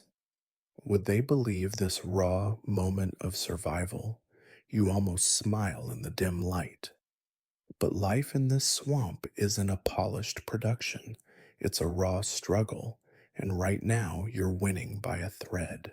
You hug your blanket tighter, feeling its warmth seep through your soaked clothing. Your mind drifts back to lighter moments earlier. The taste of berries, the sun's morning promised the first sight of solid ground. You realize that despite the storm, you're still in control. You found higher ground, improvised a shelter, preserved critical supplies. Each choice has kept you in the game. The rain shows no sign of relenting. If anything, it intensifies. But you know this, too shall pass. Storms break as swiftly as they arrive. You close your eyes, focusing on the rhythmic drumming of rain and the scent of pine resin. You draw a slow, deliberate breath and let it out. Time passes in measured heartbeats. The storm's chaos fades into a constant roar. You drift between alertness and exhaustion, balancing vigilance against the need for rest. You will wait here until the rain abates, then press onward, trusting your chosen path upstream. You've learned the swamp's rhythms by now. You'll move on its terms, not its whims. Lightning flashes once more, revealing your foil wrapped form beneath the pines. You press deeper into your makeshift nest, accepting the storm as a test of endurance. And in that acceptance, you find a calm fierceness. Not even the swamp's sky rending fury can break you. Dawn's second light filters through stained needles as you crouch beneath the pines, the storm finally yielding to a steady drizzle. You press a finger against the foil blanket's crisp surface, feeling the warmth still clinging to your back. When your eyes adjust to the dim glow, you spot it, a dying ember of orange light flickering beyond the alder thicket. At first, you think it's the sun glinting through dripping leaves. Then the ember flashes again, steady now, like the pulse of a distant campfire. Your heart jolts. Could it be another camper, a ranger, or just a cruel mirage conjured by exhaustion and relief? You peer through the branches, adjusting your headlamp to low so as not to blind yourself. The light appears on a small knoll across a waist-high pool half hidden by sedges. Tiny sparks of flame leak through a narrow gap in the trees, quivering like a signal. The swamp's morning chorus, cicadas, frogs, and songbirds, abruptly hushes in your ears, leaving only the soft hiss of retreating raindrops. You push yourself to your feet, ankles stiff from hours of immobility. Your legs wobble as you tighten your pack straps. You watch as the ember fades, then flares again, as if beckoning you forward. You tug at your poles and steel yourself. If it's a rescue fire heading toward, it could end your ordeal. If it's a mirage, you risk running headlong into deeper swamp. You take a deep breath. Your survival instincts flare. Investigate, but proceed with caution. You step from your pine shelter and follow faint footprints in the soggy soil, likely deer or raccoon. Each step is deliberate, pole test ground shift weight. The swamp here feels more forgiving mud, giving way only an inch before resisting. You navigate around fallen logs and knotted roots, keeping your eyes fixed on the flicker ahead. The light pulses at intervals of 3, blink, blink, blink, spaced like a Morse code S. You scoff at the coincidence and press on. As you advance, the light reveals more detail, a tangle of smoky gray curling from a small fire pit made of stones. Bright embers hover in the damp air, struggling for air. You spot a charred stick propped upright, perhaps a makeshift signal. Your pulse races as you draw closer. Beneath the fire pit, you make out footprints larger than yours, booted fresh. Someone else is here, and they've built a fire intentionally.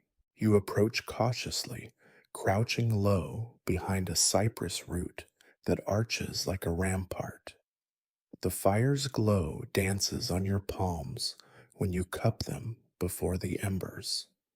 You count 3 logs burning the ends, glowing red. Smoke drifts upward, dispersing through hanging moss. You peer around the root and spot a figure hunched beside the pit, a tall silhouette wrapped in a rain jacket headlamp dangling. They're busy arranging small sticks, oblivious to your presence. Your mind races. Do you announce yourself or observe first? If they're friendly, you've found an ally. If not, you could be walking into danger. You swallow and decide to identify yourself with a single loud whistle note, your survival signal. You lift your head and blow once sharp and clear. The whistle cuts through the swamp's stillness, and the figure stiffens, head snapping toward you. A second whistle echoes back. You relax marginally. 2 signals exchanged, you're no longer alone. You stand from your hidden vantage, stepping onto soft earth that squeaks beneath your boots. Your pack feels heavy, but conviction steels your shoulders. You call out in a strong voice, "I'm here, friend." The rain hasn't fully stopped, drizzles still pattering on leaves overhead, but your voice carries. Moments stretch before the figure rises, shining their headlamp toward you. The beam cuts like a knife, illuminating your incense-stained face and mud-speckled gear. Recognition flickers in their eyes. They lower the lamp and step forward, revealing a park ranger badge glinting on their chest. Relief surges through you, a hot wave, chasing away hours of dread. The ranger raises a hand in greeting. "You okay?" they ask, voice gravelly but kind. You exhale tension, draining. "Yes." You rasp. "I think you signaled me." You nod toward the fire pit. The ranger glances at the embers. "I came back to scout for survivors. We lost track of you in last night's storm." You hobble forward, cradling one ankle. Your legs feel weak, but the sight of rescue galvanizes you. You kneel beside the pit, cupping more warmth. The ranger kneels opposite, holding a steaming metal flask toward you. Hot tea, they offer. You grasp it with both hands, the heat searing through soaked gloves. You sip, feeling warmth spread to your bones. Lightning from the departing storm cracks overhead, and distant thunder rolls. The ranger stands and offers a hand. "Let's get you out of here," they say. You slide your hand into theirs, standing with aid. The ranger points down a narrow path marked by red ribbons tied to tree branches. "We flagged a more stable route. Follow me slowly." You nod and shoulder your pack once more. The fire's last embers glow as you step away, each movement smoother now that hope guides instead of fear. You pause a final time, looking back at the swamp's watery expanse. The cypress and moss whisper in the breeze as if granting you leave. You mouth a wordless thanks, then pivot and step onto firmer ground. Your poles click stomp in unison as you follow the flagged trail. The creek's distant gurgle fades behind you. Ahead, the broken line of tape marks the exit path. You glance at the ranger beside you, steady, watchful, providing clear direction where the swamp offered only chaos. You reflect on the ember's power, a tiny flame, a signal for salvation. Without it, you might still wander. With it, you find companionship and rescue. As you walk, the sunrise bursts through the thinning clouds, illuminating the path home. You lift your face to the light moisture beating on your crocodile paste mask. You let the golden rays wash over you, feeling the swamp's grip release at last. The ranger leads you toward a distant tree line where a gravel road cuts through the forest. You quicken your pace at the sight of parked vehicles and people in turnout gear. Shouts of relief greet your arrival, and you step onto gravel with a triumphant pull of both poles. Solid earth underfoot, you lift your headlamp high and switch it off, letting the morning light replace its beam. You exhale deeply, chest full of fresh air and triumph. The swamp's trials no longer loom, only safe ground and the promise of warm blankets, dry clothes, and a cup of real coffee await. You pivot to the ranger and smile a genuine exhausted grin. They nod, acknowledging your victory. You take your final step onto the road, feeling the weight of the swamp's lessons lighten from your shoulders. You survived its malicious traps, its storm fury, and its isolating darkness. Now, at last, you stand free in the dawn's golden glow. You press forward along the flagged trail, each step echoing against the gravel as relief courses through your veins. But no journey is without its final hurdle. As the ranger's form solidifies beside you, boots crunching with purpose, you feel a familiar pinch in your right ankle.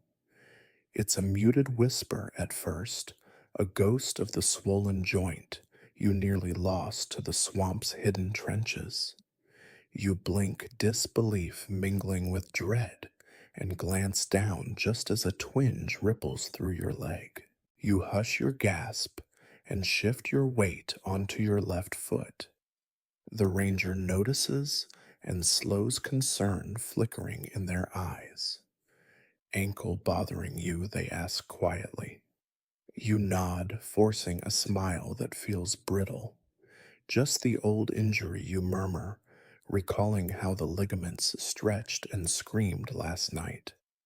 The sterility of gravel underfoot now feels less forgiving than the swamp's shifting mud. Determined not to slow the party, you lean on your poles, planting them firmly with each step and letting your arms bear more weight. The ranger matches your pace, a steady presence, guiding you away from the wild and toward medical care. Your pack presses into your shoulders, its familiar weight, now a test of endurance rather than reassurance. Each footfall sends a shock through your ankle, and you blink back the cloud of pain that threatens to break your focus. The morning air tastes of pine resin and spilled coffee from the rescue team's thermos. You inhale deeply, clenching your jaw against the flare of ache. You remind yourself you conquered the swamp. This is but a final echo of its cruelty. Halfway down the path, you spot a clearing where park vehicles are parked. Volunteers with radios and clipboards move about. Some carry first aid kits, others unload stretchers. The sight lifts your heart, but as you approach the pain crescendos and your ankle buckles slightly. You catch yourself with both poles, breath hitching. The ranger steps in, offering an arm. You accept gratefully and let yourself swivel toward them, grateful for the support. A volunteer kneels before you, eyes widening at your state. Let's get you off your feet, they say gently, prying your poles from your grip. You hand them over, feeling strangely bereft without their steady click. The volunteer examines your ankle through damp sock fabric, probing lightly. You wince, but say nothing. Swelling's worse than we thought, they announce to the ranger. Minimize movement. You pivot on your left foot and gingerly sit at the edge of a bench made from a fallen log. The ranger translates. They'll get you to the ranger station for a proper check. Relief and guilt churn together. You manage to walk out under your own power, but now face yet another test of strength. You nod, mindful of the volunteer's steady gaze. As a rescue, ATV rumbles into view. You brace against the cold metal fender, steadied only by the ranger's arm.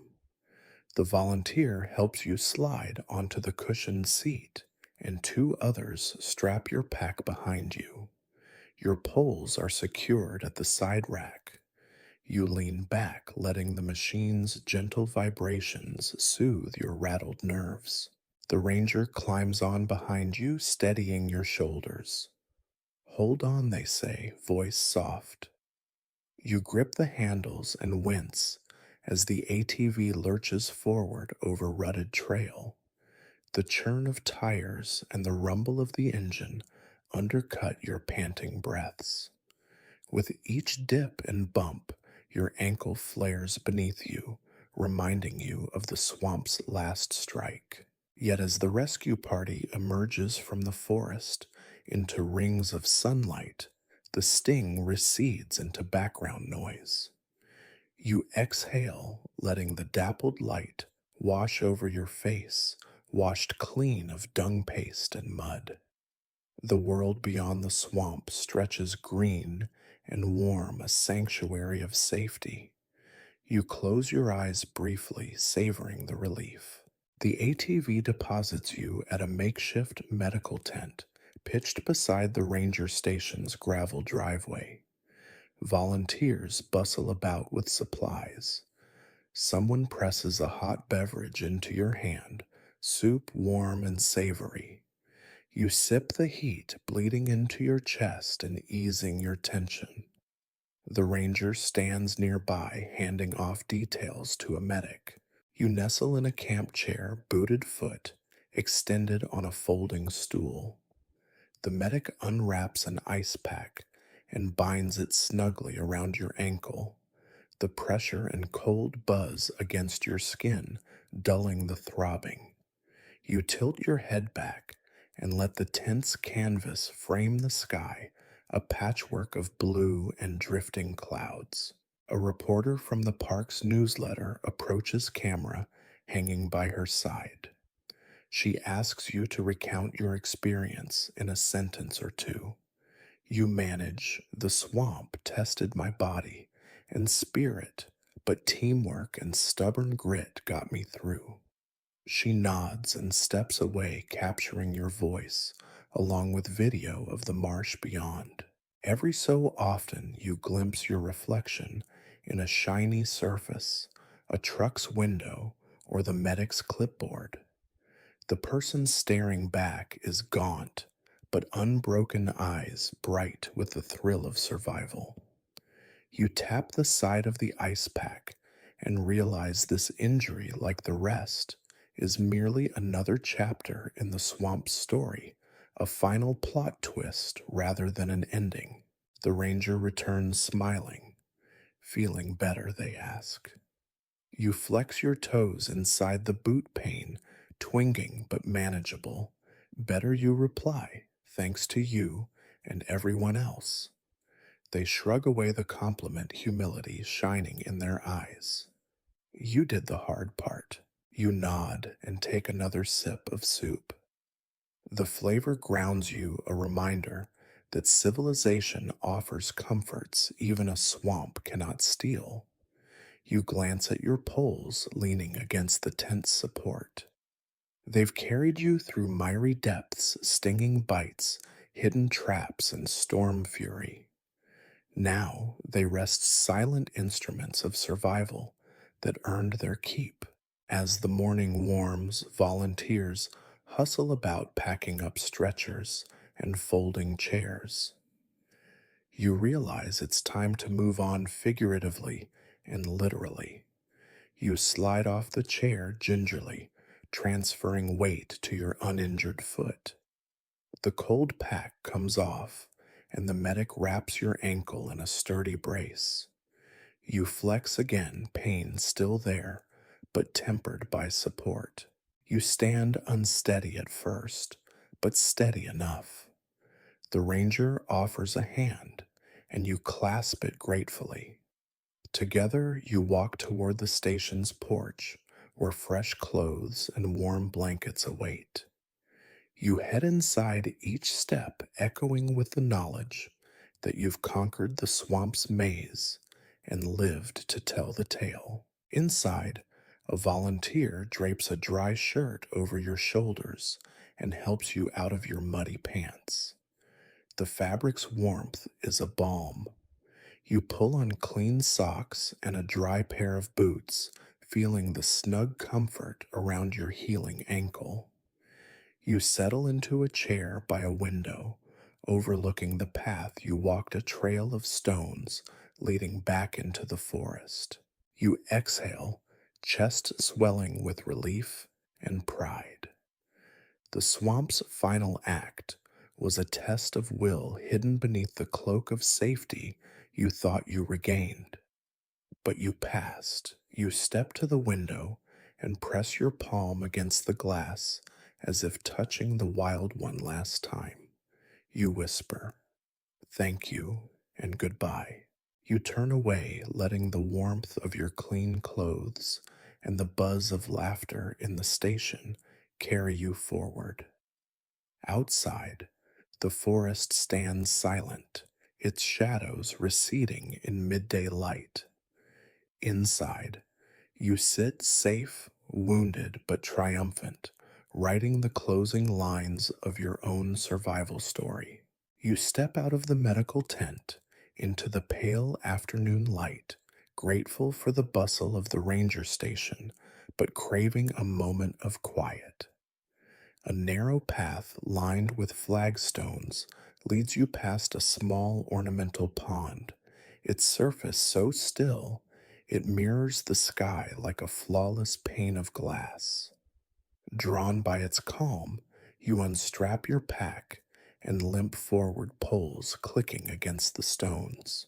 The station's activity fades behind you, radios crackling, volunteers calling out schedules, the mundane hum of post-rescue life. Here, only the soft lap of water and the gentle rustle of reeds greet you. You lower yourself to a flat rock at the water's edge, careful as the brace on your ankle protests. The pond is shallow, its bottom strewn with smooth pebbles and a few drifting leaves. Sunlight dapples the surface in dancing patterns, and dragonflies skim across in slow arcs. You crouch, resting one elbow on your knee, and gaze down at your reflection. The face staring back is streaked with past and present, faded streaks of crocodile dung, paste, smudges of antiseptic cream from your ankle, and eyes rimmed in exhaustion, yet shining with triumph. You lean closer, your breath fogging the glassy surface as you search for something beyond your physical appearance. What do you see? A survivor, a fool who ignored warnings, a storyteller ready to spin this ordeal into content, or simply you raw, vulnerable, and unguarded? The image wavers with each breath, reminding you that identity is never fixed. You adjust your posture, straightening your spine, and suddenly the reflection feels alive, like a guide issuing a challenge. Who will you become now that the swamp's crucible has burned away pretense? You close your eyes and let memories wash over you. Darkness under the cypress canopy, the suffocating panic of unseen trenches, the acrid sting of insect bites, and the riverine relief of that first creek. You remember the exhilaration when the ember of the rescue fire flared and the ache deep in your ankle that taught you resilience. Every trial replayed in vivid detail, each one necessary to carve out the person reflected in the pond before you. Opening your eyes, you trace the rim of the stone basin, its worn edges smoothed by seasons of rain and sun. You dip your fingertips into the cool water, and ripples distort your reflection into a million fragments.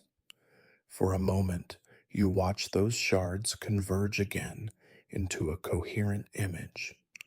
You realize that clarity, the epiphany you've been chasing, doesn't come as a single lightning bolt, but as a steady convergence of experience and intention. You press both palms flat on the stone rim and inhale deeply, tasting fresh air tinged with pine and water.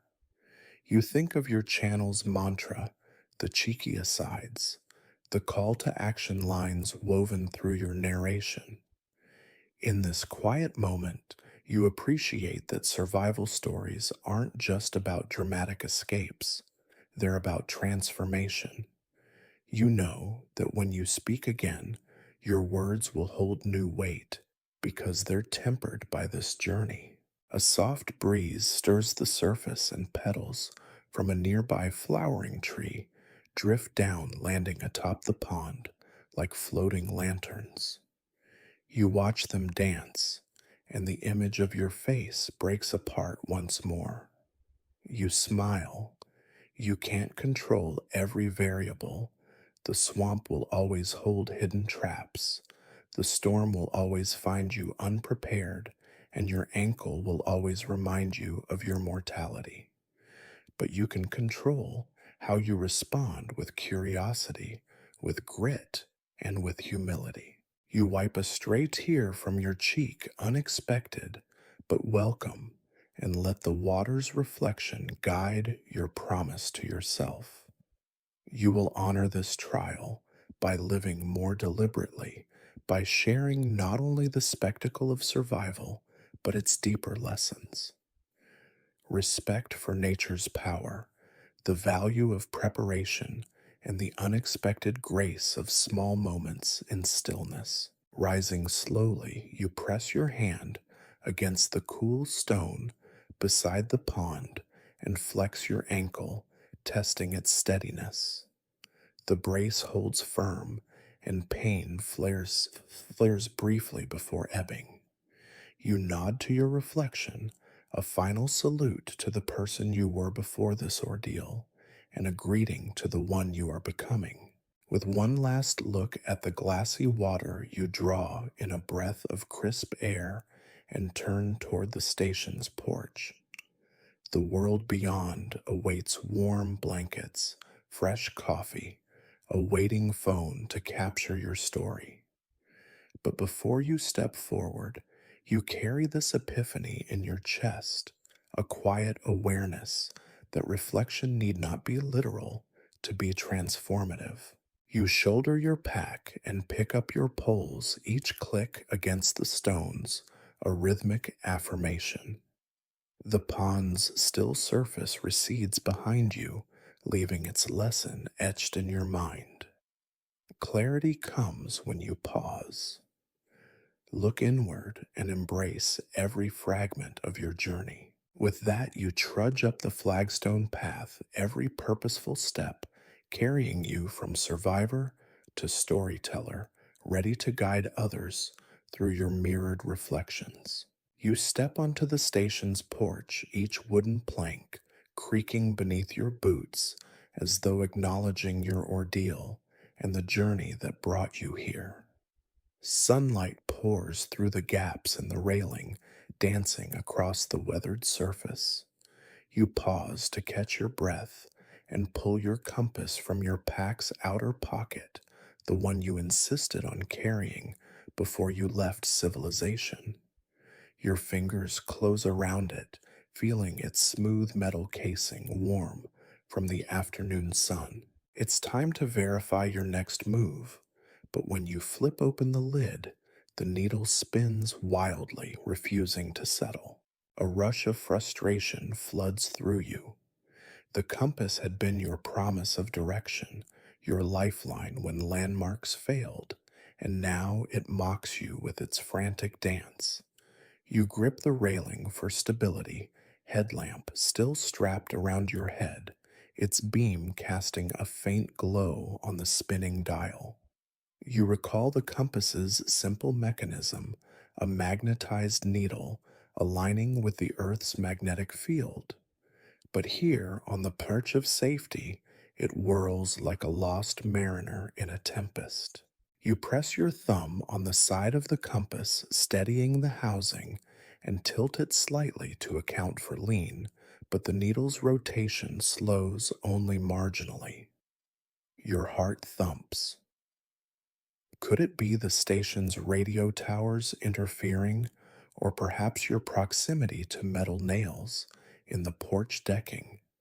You set the compass on the wooden floor 15 feet from any obvious metal and crouch beside it, holding your headlamp over the face. The needle still swivels erratically, as if searching for a north that doesn't exist. You let out a breath. It's a bitter irony the tool you relied upon under the swamp's chaotic canopy is now useless on solid ground. You tuck the compass back into your pocket and lean against the station's wall, letting your shoulders slump. For a moment, you feel adrift, no longer at the swamp's mercy, but uncertain of where to go next. You wonder if you'll ever trust that spinning needle again. Then you shake your head, banishing defeat. You've persevered through darkness, hunger storms, and fear. A broken compass is a mere inconvenience. You remind yourself of other navigation methods you learned reading the sun's path, identifying moss patterns on trees or following watercourses. You glance down at the compass again, give it a quick tap, and head back toward a picnic table under a nearby gazebo. At the table, a park volunteer spreads out a large printed map of the preserve. It's a recent update laminated against rain, with cell towers and ranger trails clearly marked. You set your pack down and unclip the map's clothespin. Your headlamp's low beam illuminates the lines in crisp relief. You study the map, tracing your route from the station to the main road, then to the ranger office where your vehicle awaits. The winding creek you followed appears as a silver ribbon, and the oak pine clearing where you foraged now sits neatly between two marked trails. You close your eyes and let the memory of the swamp's trials guide your finger along the map's topography. Each bend in the creek corresponds to a harrowing moment: hidden sludge pools, treacherous roots, the storm swollen water. You smile at the thought. The compass may be broken, but your lived experience has drawn the most accurate map. You trace a new route along the creek path until it intersects the eastbound service road, then a short walk through a meadow to the ranger office. Satisfied, you fold the map and tuck it into your pocket. You rise, shoulders squared, and retrieve the compass once more, pocketing it again this time As a symbol of humility, you rest your hand atop it, briefly acknowledging that tools can fail, but knowledge endures. You adjust the brace on your ankle and heft your pack, the weight no longer a burden, but a reminder of each lesson earned. You scan the station yard. A small sign points toward Service Road with an arrow painted in cheerful blue. You set your course, stepping off the porch and onto the gravel drive. Each footfall is firm and deliberate boots crunching in time with your heartbeat. You follow the sign passing the medical tent and supply vehicles until the road bends left toward a sunlit meadow. Tall grasses sway on either side, tipped with feathery seed heads that catch the breeze. You step onto a narrow dirt path worn by park staff vehicles. You orient yourself by the sun now descending toward the west and confirm that your direction north of east aligns with your planned route. You feel a surge of confidence. You're no longer at the mercy of spinning needles. The meadow opens into a glade dotted with wildflowers, purple coneflowers, goldenrod, and clusters of Queen Anne's lace. You catch the faint hum of bees among the blossoms, and a monarch butterfly drifts lazily across your field of vision. The scent of sun warmed flowers and fresh grass wafts around you, a stark contrast to the swamp's damp, earthen aroma.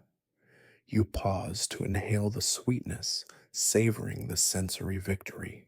Your ankle protests with each step on the uneven path, but you embrace the ache as proof of progress. The service road appears ahead, its gravel surface, broad and welcoming. You step onto it, letting the crunch of stones underfoot echo like applause. You glance at your watch time for your real life to resume, but also for reflection on the journey. Feet planted firmly on the service road, you prod the aching compass in your pocket. You could test it again, but choose to leave it untouched. Instead, you close your eyes and orient by the sun's slanting rays, feeling the warmth on your face. You turn north and then east, following the direction you traced on the map. Trail markers emerge a red metal pole, here a yellow blaze, painted on a tree there. You nod to each as if greeting old friends. The trail winds through a grove of young oaks, their leaves whispering in the afternoon breeze. The crush of gravel gives way to packed earth, and soon you spot the ranger office's peaked roof through the trees. You step onto the office's porch, where a small group of onlookers, a mix of volunteers and curious visitors, greet you with cheers and applause. You feel both self-conscious and triumphant. You raise your hand and acknowledgement pulls, clicking against the rail. The swamp feels far away now, like a dream etched in memory. Inside the office, you sign a brief logbook entry, noting the time of your return and offering thanks. The map you followed is posted on the wall. You point out the patches you navigated, and the volunteer pins a small marker at the oak pine clearing. The wall's mosaic of pins tells countless stories of hikers and survivors. Now your tale joins theirs. You step back outside, sun low in the sky, and orient yourself by the fading light. You head toward your parked car nestled beneath a canopy of magnolias at the lot's edge. You unsling your pack one final time, feeling its weight lift from your shoulders. You check your phone notifications, messages from friends worried sick, and the promise of a warm meal. You retrieve the broken compass and place it in the glove box a memento of adversity and humility. The spinning needle that once guided you in turmoil now rests unused, its lesson learned. You slip into the driver's seat, adjust the mirror, and start the engine. The hum of modernity fills your ears, a comforting soundtrack after the swamp's cacophony. As you pull away, you look in the rearview mirror at the fading ranger station, its flag still fluttering and volunteers scattering. You exhale a soft triumph in your chest. The swamp's imprint remains in the ache of your muscles, the weight of the brace, and the breadth of your perspective. You whisper to yourself, "No compass needed, I know my way." With that, you merge onto the gravel road, steering toward home and the next chapter of your story, confident that the only true compass is the one you carry within. You step off the ranger office porch and onto the narrow lane that leads to the parking lot, each footfall feeling heavier than the last, despite the spring in your step.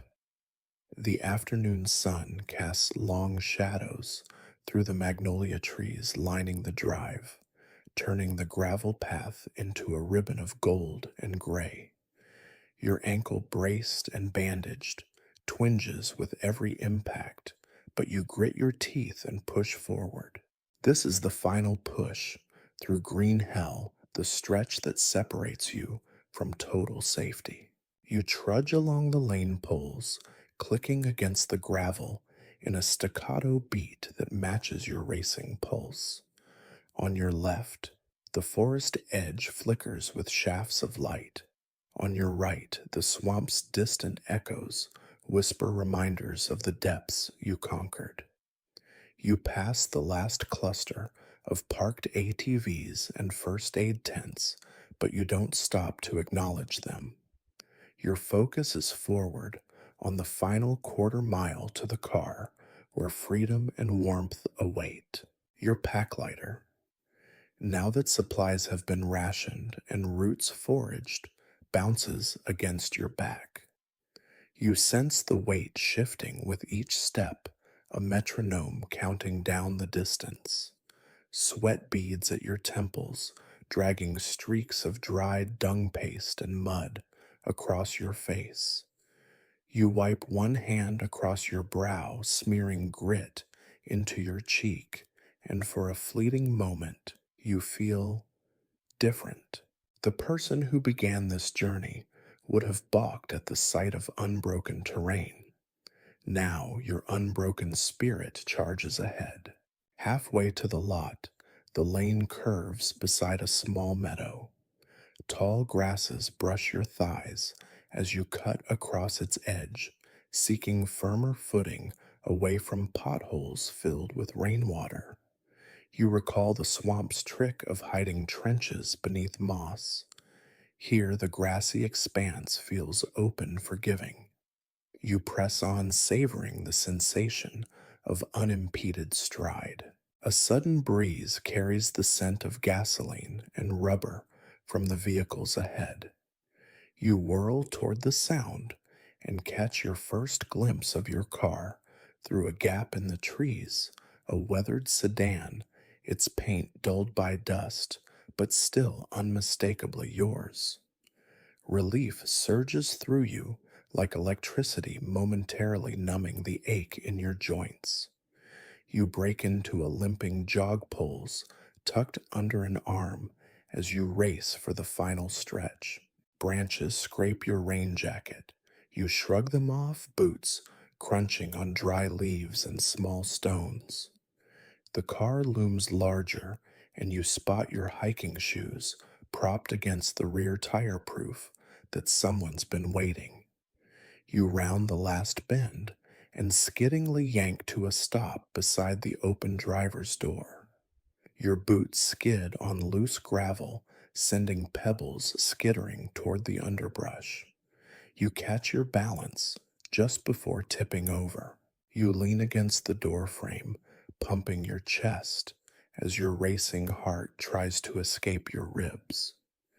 The familiar scent of leather seats and pine scented air freshener greets you like an old friend. You spit out a wad of grass fuzz and wipe your mouth with the back of your hand. This car, so mundane just hours ago, now seems miraculous, your chariot out of green hell. You slide onto the torn vinyl seat and let the door thump closed. The contrast is immediate solid metal under your hip, a fixed boundary keeping the wild at bay. You close your eyes and inhale deeply, the stale interior air mingling with the scent of your damp clothes. You slide off your pack, unzip the main compartment, and root out a clean shirt someone left hanging on the passenger seat. You tug it over your shoulders, the fabric cool and dry against your clammy skin. Settling back, you flip on the dome light and lean your head against the headrest. You flex your ankles within your boots, feeling the steady hum of metal and plastic beneath you. Your poles lean against the passenger door, still caked with mud from your earliest steps. You consider tossing them onto the back seat, but hesitate. They're not just tools, they're trophies of every small victory. You reach into the glove box and pull out a bottled water, cracking it open with a hiss. The crisp liquid floods your mouth and throat, chasing away the drying dust from your notes and roots. You tilt your head back, letting the water sluice down your neck. The relief is immediate and profound. Every nerve relaxes, every muscle loosens. You've outrun the swamp's darkest grip. The engine's hum purrs beneath you as you insert the key into the ignition. You let the motor turn over and settle into an even idle. Outside, the forest's birdsong filters through the open window, a choir celebrating your emergence. You glance at the rearview mirror, your face streaked with the grime of survival, looks both foreign and familiar. Your eyes shine with triumph. You lean forward and crank the windows down, inviting fresh air to wash away the last whispers of muggy swamp. The breeze slides inside cool against your soaked shirt. You push the seat back, rest your feet on the carpet, and close your eyes for a moment. The car rocks gently on its springs, a lullaby for a body and mind finally at rest. You open your eyes and examine your reflection once more. The dung paste crust has flaked away, replaced by pale skin that shivers lightly. You wince as your ankle protests, but you smile at the reminder even the agony of each step has brought you here. You flex your fingers, remembering the trials they endured, lighting a torch, gripping poles, scoring roots. You glance at your phone resting on the console. Notifications blink, missed calls, messages of concern, voicemails from friends and family. You swipe the first screen, ignoring the words, but absorbing the reassurance of connection. You'll reply later, share your story in full, but for now you savor each silent moment of solitude. With a decisive exhale, you shift the car into drive. The vehicle lurches forward, tires crunching on gravel, and you maneuver onto the main road that winds through the preserve. Every turn is a marker of progress past the ranger station, beyond the meadow, away from the swamp's boundary. You keep your gaze fixed on the ribbon of asphalt, your personal pathway out of hardship. The world beyond the preserve comes into view, rolling hills, lined with pines, rustic, trailside cabins, and the distant hum of traffic on a highway. You glide past a sign welcoming travelers back to civilization, its letters crisp and unambiguous. You give it a nod of gratitude, not to the sign itself, but to the journey it symbolizes. Your foot eases on the accelerator, and the car responds with a gentle surge. The engine's growl blends with your steady breath. You let the motion carry you forward, feeling every inch of road relinquished behind you and every mile granting new footing in a safer world. As you near the highway on ramp, you flick the turn signal and merge with the steady stream of vehicles. The guardrails and painted lines become guiding rails, replacing the treacherous roots and muddy trenches of the swamp. You grip the steering wheel, knuckles white for a moment, then loosen your grip as confidence returns. You set the cruise control to a modest speed, lean back in the seat, and let the engine's hum lull you into reflection. The final push through green hell is complete, each mile an echo of resilience. You glance once more at the rearview mirror. No more shadows of swamp trees, only clear sky and road stretching behind you.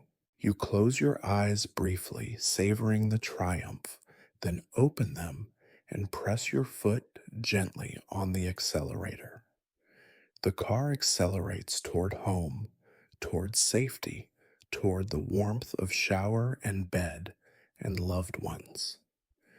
You lean forward, and with a small, determined smile, you press play on your route home and on the next chapter of your story. You coast onto the highway lanes of asphalt, unfurling before you like a ribbon guiding you home. The car hums beneath you, its engine a soothing constant after the chaos of nature. You lift your gaze to the horizon where steel gray clouds mingle with the pale blue sky.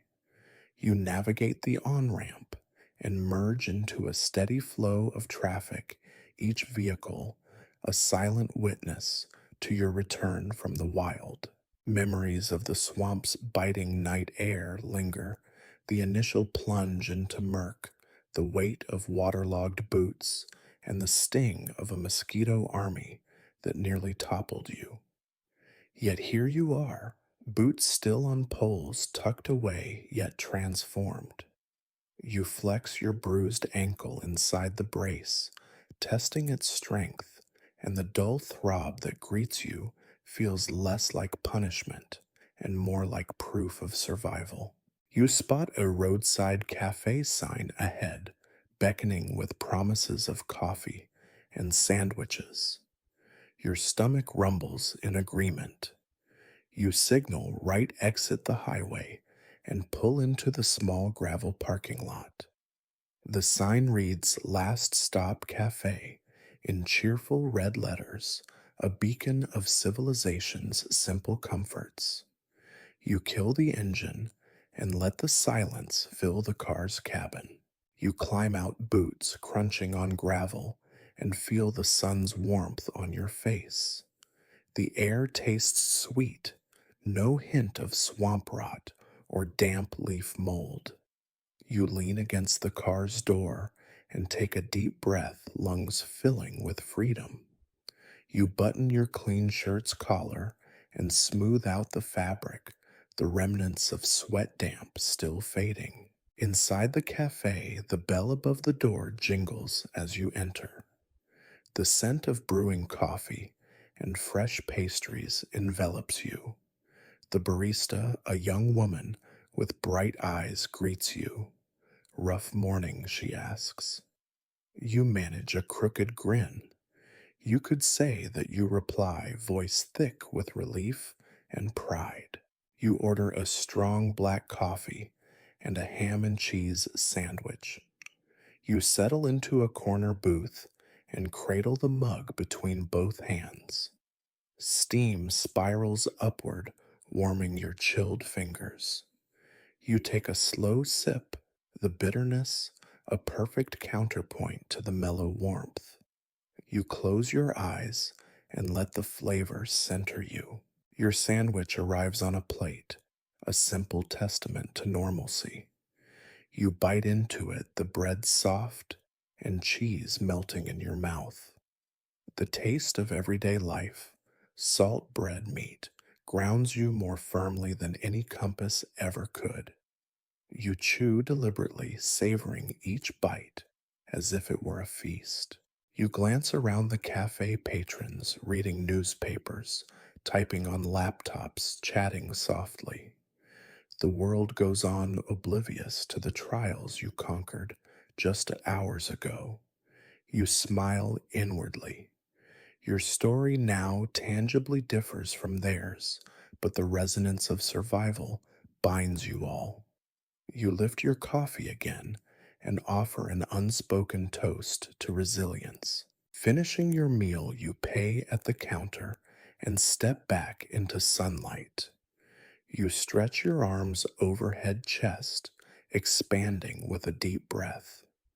Your car waits just beyond the lot's edge, a steadfast companion. You slide into the driver's seat, buckle up, and start the engine. This time, the ride is smoother, the hum gentler. As you merge back onto the highway, you glance at the rearview mirror and catch sight of the last glint of cafe's sign disappearing behind you. You lean back and exhale a soft smile curving your lips. You've emerged unbroken, your story etched into muscle and memory. Ahead lies the open road, your home a few miles away. You drive on guided not by a spinning needle, but by the unwavering pulse of your own determination. The highway stretches out, and with each mile you carry the swamp's lessons forward: respect for nature, the power of preparation, and the unshakable belief that you can push past any green hell.